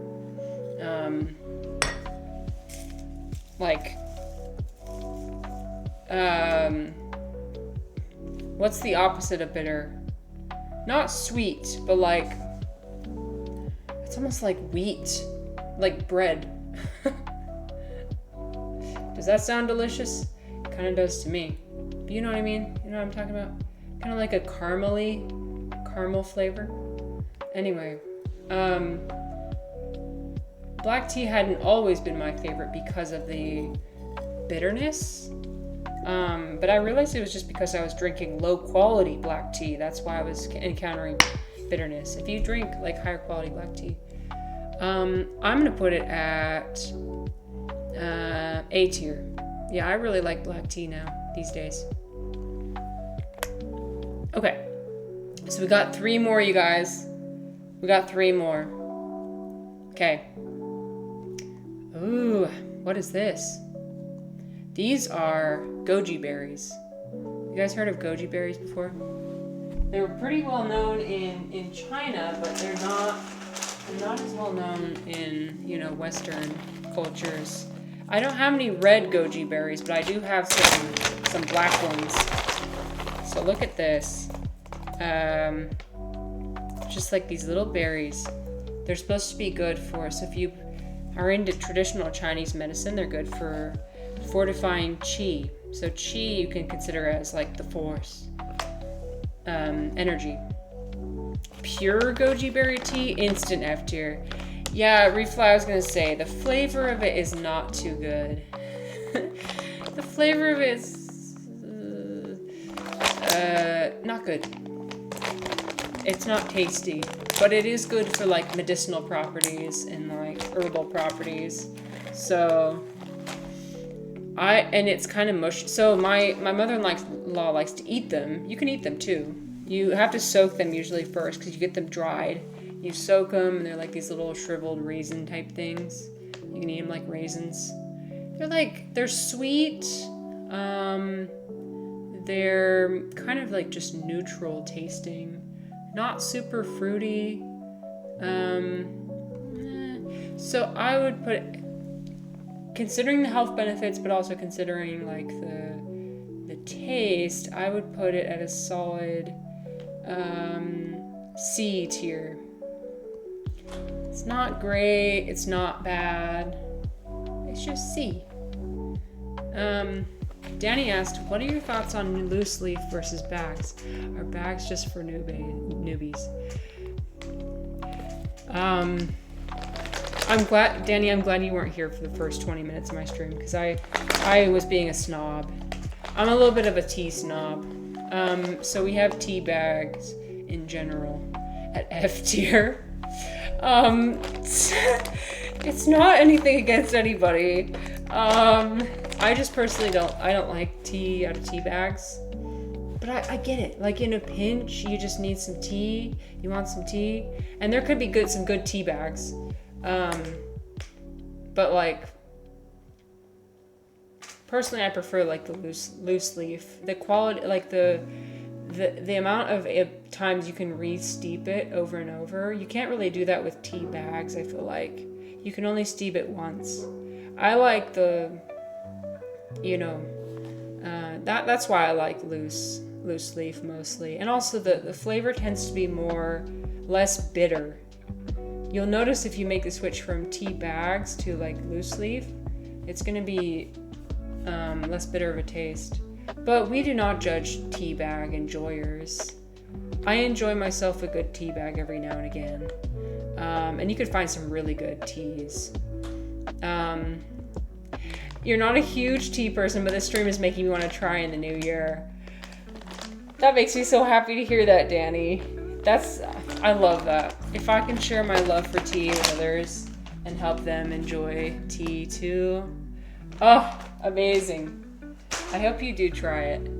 It's a fun hobby to have, and it's fun to have like a little collection of different, you know, jars and whatnot.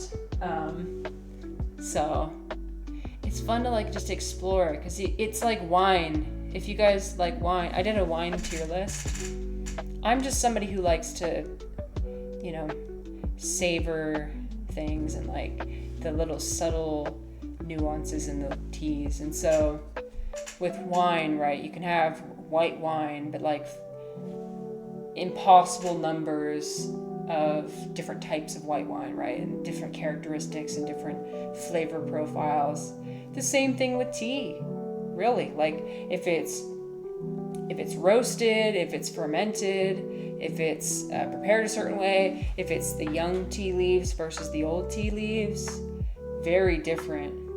Like the younger tea leaves tend to be sweeter, less bitter than the older tea leaves. And also the variations in caffeine. I mean, it's personally, I think it's such a fun hobby to have. But again, like we do not judge the tea bag users, because I enjoy tea bags as well. But I would say in comparison to all these other ones, that's why I put it at F tier. Okay, look at this. So we have some goji berries in here, which we already discussed that. But we also have some Chinese red dates. I've got those here. I have like the stuff scattered all over my floor too. We're gonna have a fun time cleaning that up. Okay, look at these. So I've got my dates here, and they're kind of shriveled up. Kind of looks like should I say what it looks like? I think you can connect the dots. I think you can connect the dots to what it looks like, kind of. Yeah, it's all shriveled and spherical. But these red dates are used so you can make a tea out of them, you can eat them whole. People put them in like these triangle, go ahead, what does it look like? Kind of looks like a shriveled ball sack, if I'm gonna be honest. A little bit. How would I know? You can put together, you can connect the dots. Anyways, let's not get distracted. Hi. I love how Ivan came back just for that, just to prove that he heard what I said. Damn it. I don't even know, for some reason you always hear me say the most embarrassing things. That's okay, it's good. Teabagging, check. He's keeping a list. He's running a list. No. Okay, let's stop getting distracted. Returning to the shriveled fruit. Okay, so we're gonna open it up. Tear it open. You ever want to tear it open? Just like take your hands in there and just... Would it tear or would it pop? That's the question. I guess I'd never know. Anyway. Deuter said you grow goji berries. They're so astringent. That is a good word. Astringent. Right. I think they're okay in soups and casseroles. They're good for, where's this birth? I think they're okay in soups and casseroles. Yes, like adding it to other things, right? But on its own, I don't know. Yes. Anyway, this is what it looks like. Here. It's, it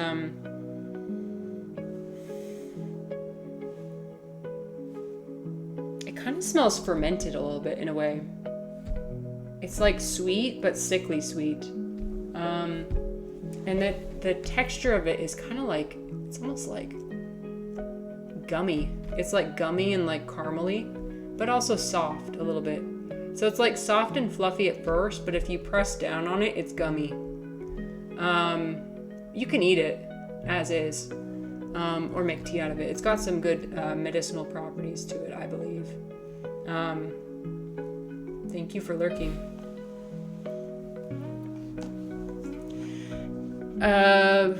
personally, the flavor is not really for me. So I'm gonna put it. So, oh, let me show you what they put them in. What are they called? Sweetie? What are those triangles called that's the wrapped in No. The ones where they put the dates in the center with rice and they wrapped it in zongzi. Oh, right. Yes. I've made these before. So zongzi. Glutinous rice stuffed with various fillings. It could be sweet or savory. And you wrap it in, what is it, bamboo leaf? Yeah, bamboo leaves. You don't eat the bamboo leaves, but you do wrap it around to steam inside. When I tell you these are hard to wrap, I couldn't even wrap one of them. I went to go help my aunt with wrapping them for she was doing like a charity thing. They were going to be donating them for special holidays. They have them a lot at special occasions and holidays. And so they were doing like 500 of them or whatever. And I went to go help. But I showed up and they taught me how to do it. And the ladies, the Chinese ladies were doing it so fast. They were just whipping them out and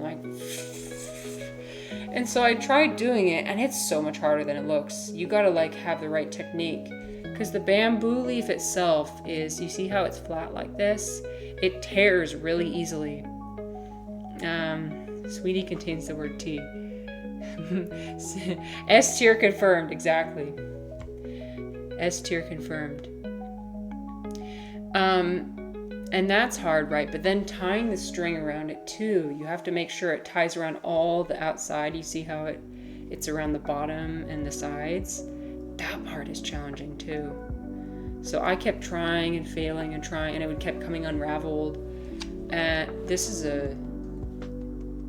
if you ever receive these as a gift or anything, have some appreciation for the people who made them, because it is very difficult to make.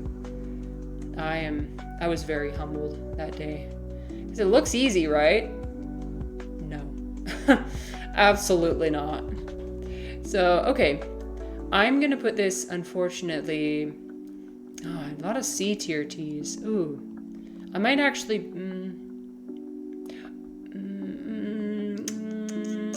I don't like goji berries as much, so I'm going to put them at D tier. Whoops. Bondage snack. Okay, last but not least, we've got our final tea. Oh, I was surprised. I didn't put any at S tier, really. Oops. What kind of tea? Everybody's like, what kind of tea fan are you? You didn't even put any.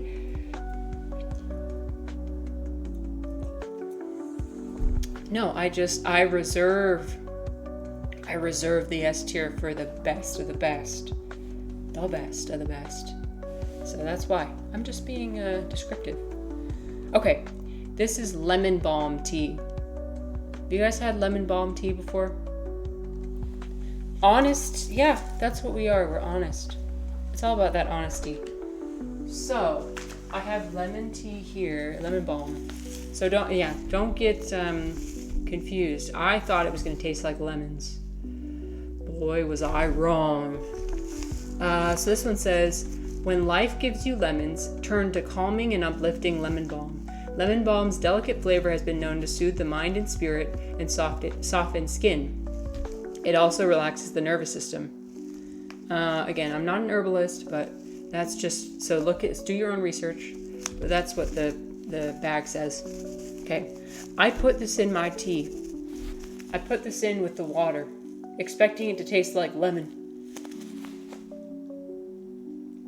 It was not lemon flavor. It was like Clorox flavor. Clorox lemon cleaner flavor. I'm being dead ass. I felt like I was drinking cleaning fluid. Genuinely. If any of you guys have had lemon balm tea, you know. It's got like a very chemical-y taste to it. Again, cleaning fluid. So I drink it, I'm like, am I poisoning myself? And I think that's just what the flavor is. So yeah, very. It's also got some like grassy aspects to it. Sour. Do you understand what I mean by chemically? Chemically as in like artificial, not natural. Poison. That's what I mean. Daughter's child said, more or less toxic tasting than a canned Country Time lemonade. Okay, that's a good question. Or like a nice, okay. So, more toxic tasting than a canned Country Time lemonade. But less toxic tasting than, what was it that my parents drank? Tang. Have you guys had Tang before? Classic. And listen, I'm not a Tang hater. I'm a Tang enjoyer. I used to drink Tang.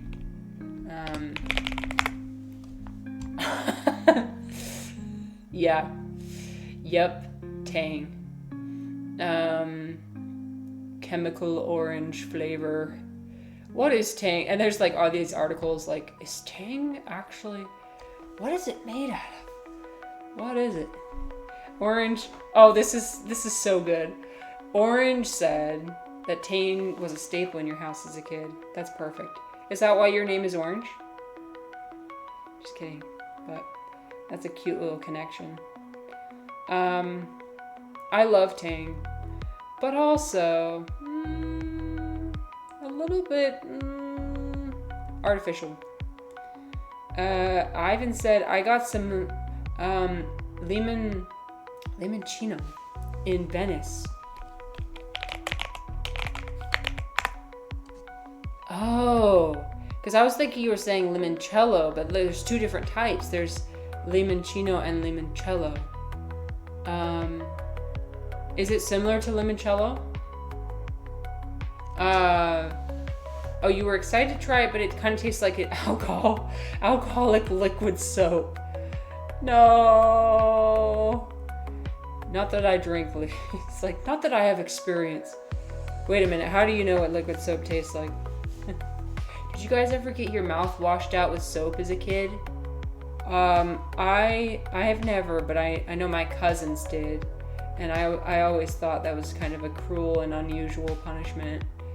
If my cousins ever swore, their mom would take them into the bathroom and like literally put some soap on her hand and wash out their mouth physically. That's what they did.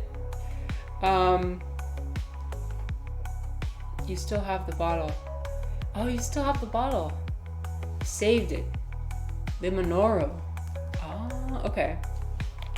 There's so many lemon liqueurs I didn't know about. So there's limoncello, limoncino, limonoro.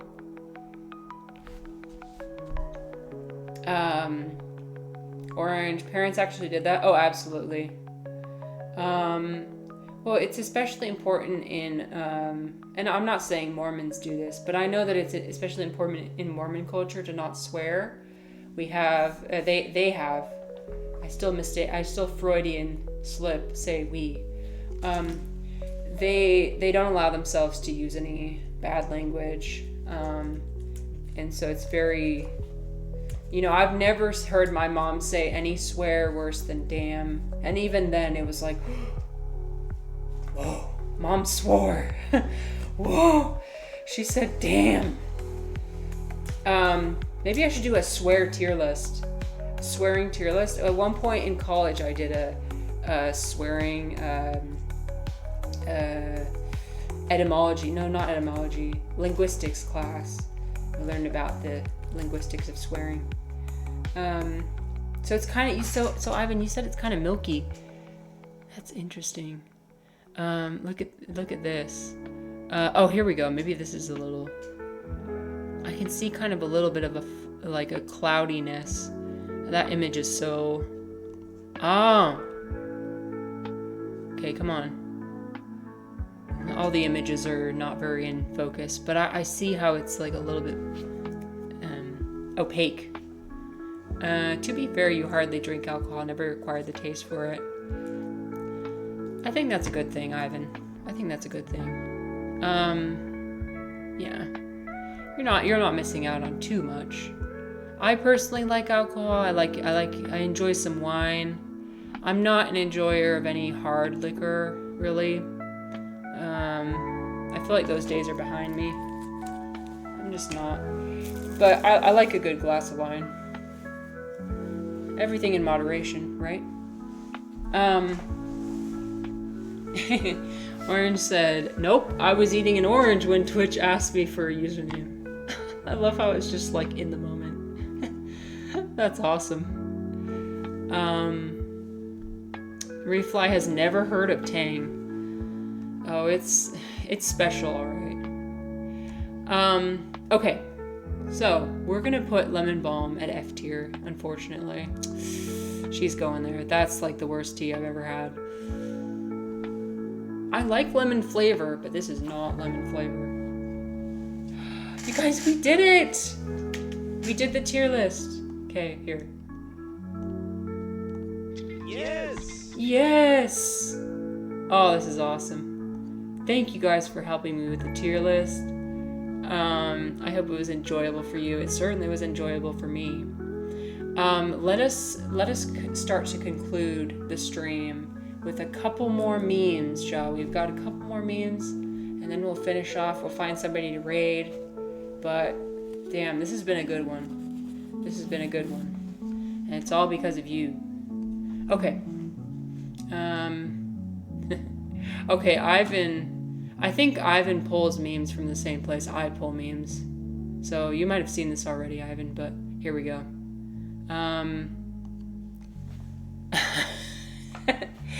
Sometimes Ivan's chat feels like this. It's not a bad thing, but like he does a lot of explorations of consciousness, and I do too. In different, but we both approach it in very different ways. And it's funny because r/philosophy memes is like having a huge debate about consciousness and like material versus ideal. And a lot of it kind of goes over my head. I'm not as well versed in the academic side of philosophy. Anger making meme. Yeah, people keep putting like clickbaity, anger inducing memes, which because I'm not as invested. Ivan is hashtag Team Godzilla. Okay, so your hashtag consciousness emerges in certain physical systems. Yep, that makes sense. You know what team I am, Ivan? Actually, oh wait, what team am I? Ooh, I think I'm with the Doge team, actually, the bottom one. I'm Doge team, Team Doge. Wait, no. Yes, panpsychism. Yes, that's me.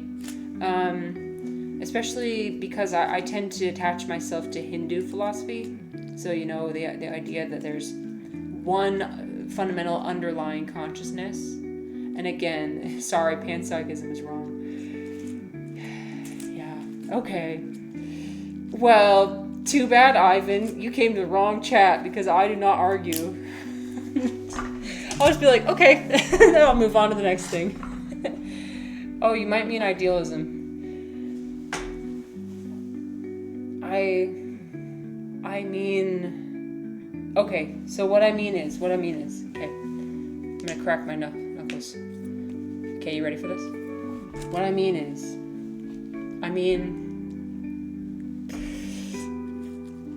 let me know, like, what your anger levels are the further I try and explain this. I love pissing off my own chat. I mean that I think that consciousness is that it's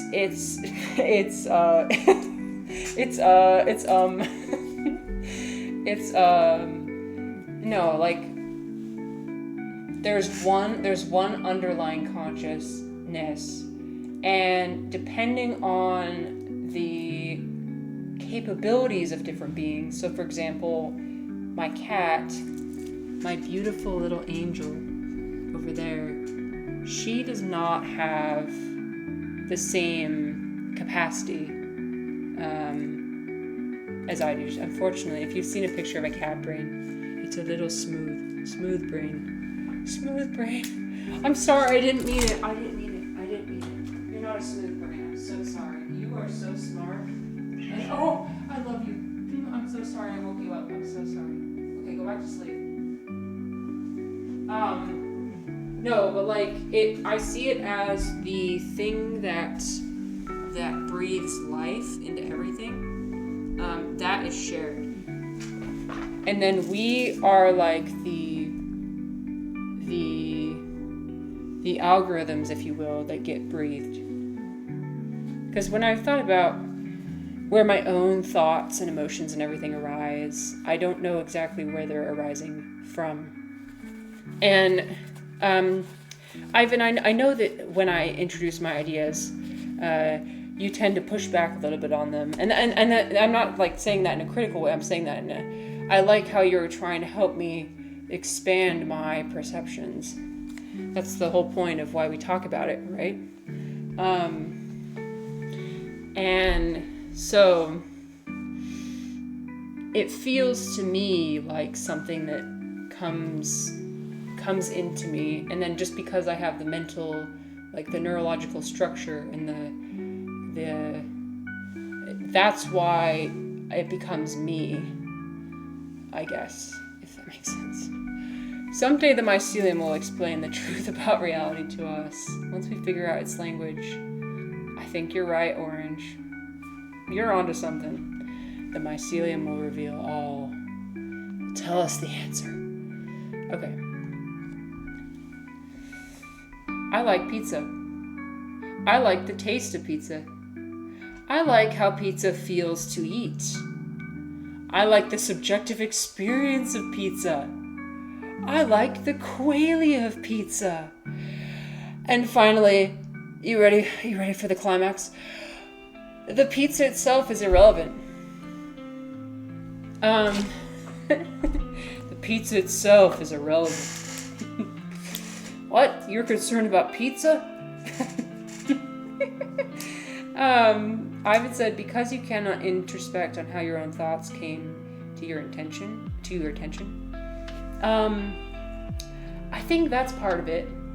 I think another part of it is, you might have been here for this when I mentioned how I felt like I was being breathed at one point. Like I wasn't doing the breathing, it was something else breathing through me. I felt like I was at the whim of whatever,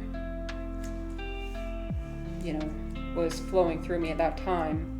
And I listen, I've taken a lot of what you've said to me, and thought about it, and about how like psychedelics, for example, might just make things more meaningful.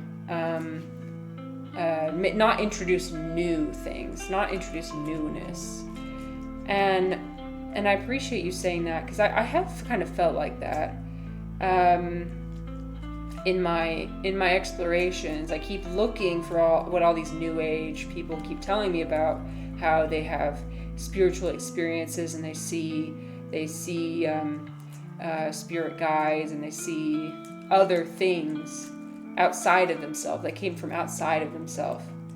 And I try and lean really hard into it and be like, show me where it is. DCI said, you were being breathed, not a sentence I've heard before. It was so weird. DCI, it was so weird.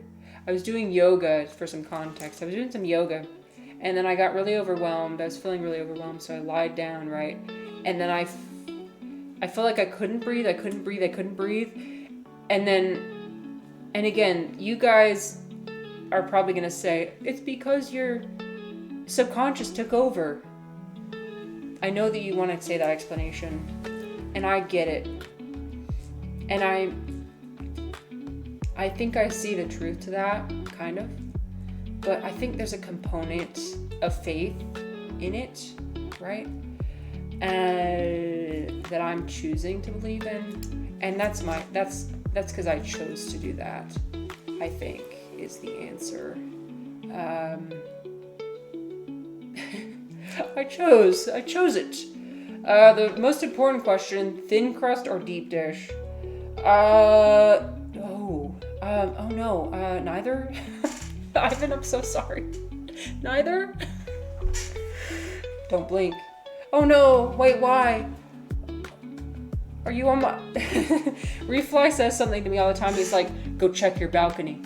I'm like, what? Reflex told me, he kept telling me, he's like, go check your balcony. I genuinely thought that he was like,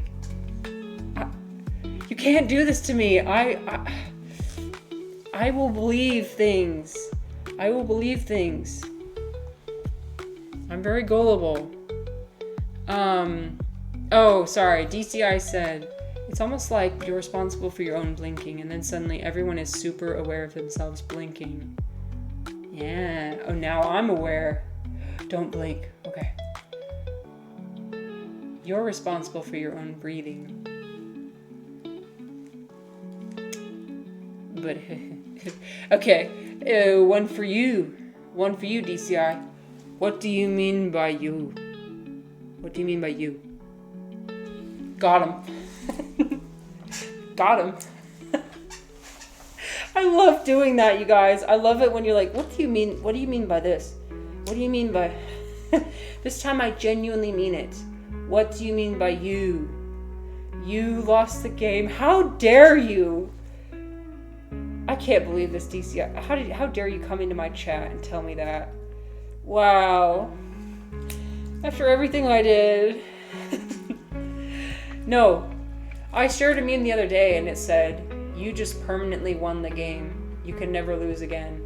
I need to go back and find it, but I shared that. So I'm immune. I'm immune. I can't lose. Refly said, how can pizza be irrelevant? I think, okay, here's what I'm thinking this means. I think it's meaning you're directing your attention at the wrong thing. I think it's meaning more of a panpsychic view of how pizza is just another form of reality that is irrelevant in the grand scheme of things. I think that's what the meme means. That's just my hypothesis. Sam says, I don't think New Age should be called New Age anymore. It's like 50 plus years old. Okay, Sam, I tend to agree with you a little bit. I use New Age because I don't have any other word for it, I guess. Yeah, I don't know what, should I say like spiritual people, right? And it's such a broad category, right? Usually when I use the phrase New Age, I'm referring to more of the negative, when I'm being more critical, that's when I use the term New Age. But yeah. Sam says, I've been thinking that we are essentially just some kind of higher level chemical catalyst, and that our concept of consciousness is some kind of macro expression of something like quantum probability.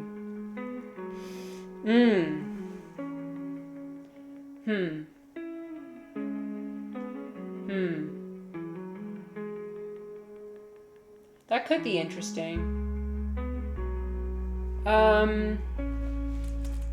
I don't know. It's so hard to work towards these answers, and I'm trying.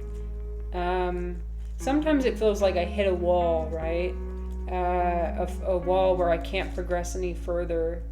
Again, I didn't ever start thinking about these questions until like 6 months ago, or 8 months ago, I guess, when I started this stream, and so I'm still a newbie. I have a lot to learn. I guess what matters most at the end of the day is you find explanations that resonate with you and that help comfort your sense of existential dread, which we all experience, by the way. Let's see. The crust must, so Orange said, the crust must only be thick enough to structurally support the topping. Any thicker is pointless. I like your answer, Orange. You are spot on. That's actually my opinion too. Oops. What's behind the curtain? Let's bring back the council. I was gonna bring back the council for some interesting stuff. There's the council. New York pizza has insufficient support. Absolutely, it just flops down.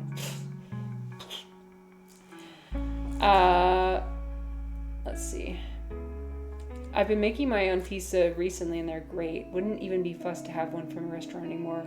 That's awesome. DCI, Orange makes his own pizza too. I love that. Do you have like a pizza oven or do you just do it in the regular oven? Sam has no idea what it should be called. Yeah, you see my problem, right? Well, it's too broad. That's the thing. It's too broad of a group. And I don't always like categorizing people, right? Because I know that people are so multifaceted, but it can be helpful to categorize people sometimes when you're talking about a relevant and specific point, right? They're great. Pizza crust with frosted flakes. That's crazy. That's wild. You live near Glastonbury, so New Age, Druid people, drum circles. Also, by the way, sorry, my crown's fallen off. All the sights, sounds, and smells of it are very familiar. Oh, that's interesting. So I wonder how European New Age it differs from American. Use ham, pepperoni, smoked sausage, mushrooms, and peppers. That sounds delicious. Emperor Day. Yeah, I know, Ivan. When you're talking about foundation, bro, oh my god. When I tell you Lee Pace is the most this man is built like a Greek god, okay? I came to watch Foundation for Lee Pace, but I stayed for the plot. I love when you were streaming about it, and I think somebody was mentioning it, and I was like, oh, I love Foundation. I haven't read the books. I watched it because I was like, oh my god, Lee Pace is so hot. But then I love the story. I love the story. You feel like it's a slog. Oh shit. Oh well. It's not for everybody. I like the last season because they have mushroom people. They have mushroom people a lot. It's literally everything I could ever want. You know what I mean? Mushroom people, Lee Pace, like super like psychedelic editing and theming. It's awesome. We could call it white people appropriated everything they wanted and threw out anything they didn't like. Yep. Yeah. And yeah. They did do that. They did do that. Absolutely. DCI said, I think European New Age kind of was in the late 90s and early 2000s and kind of fizzled out. Lots of trance music and weed smoking, hemp clothing and dreadlocks and solstice loving people. Interesting. I couldn't believe I didn't connect Lee Pace with Miss Pettigrew Lives for a Day. I haven't seen that movie. I know he's the elf king in The Hobbit, and that's where I first fell in love with him. I love a man with long hair. Oh, and an androgynous man too. Wow. Fantastic. Okay. Oh, is this a romance? Oh, I have a new movie to watch. Okay, I'm adding this to the list. He has really good range. Oh, absolutely. I agree. DCI said, then my mother got super into Buddhism and I spent my teens being dragged around the world to various Buddhist festivals. Oh, interesting.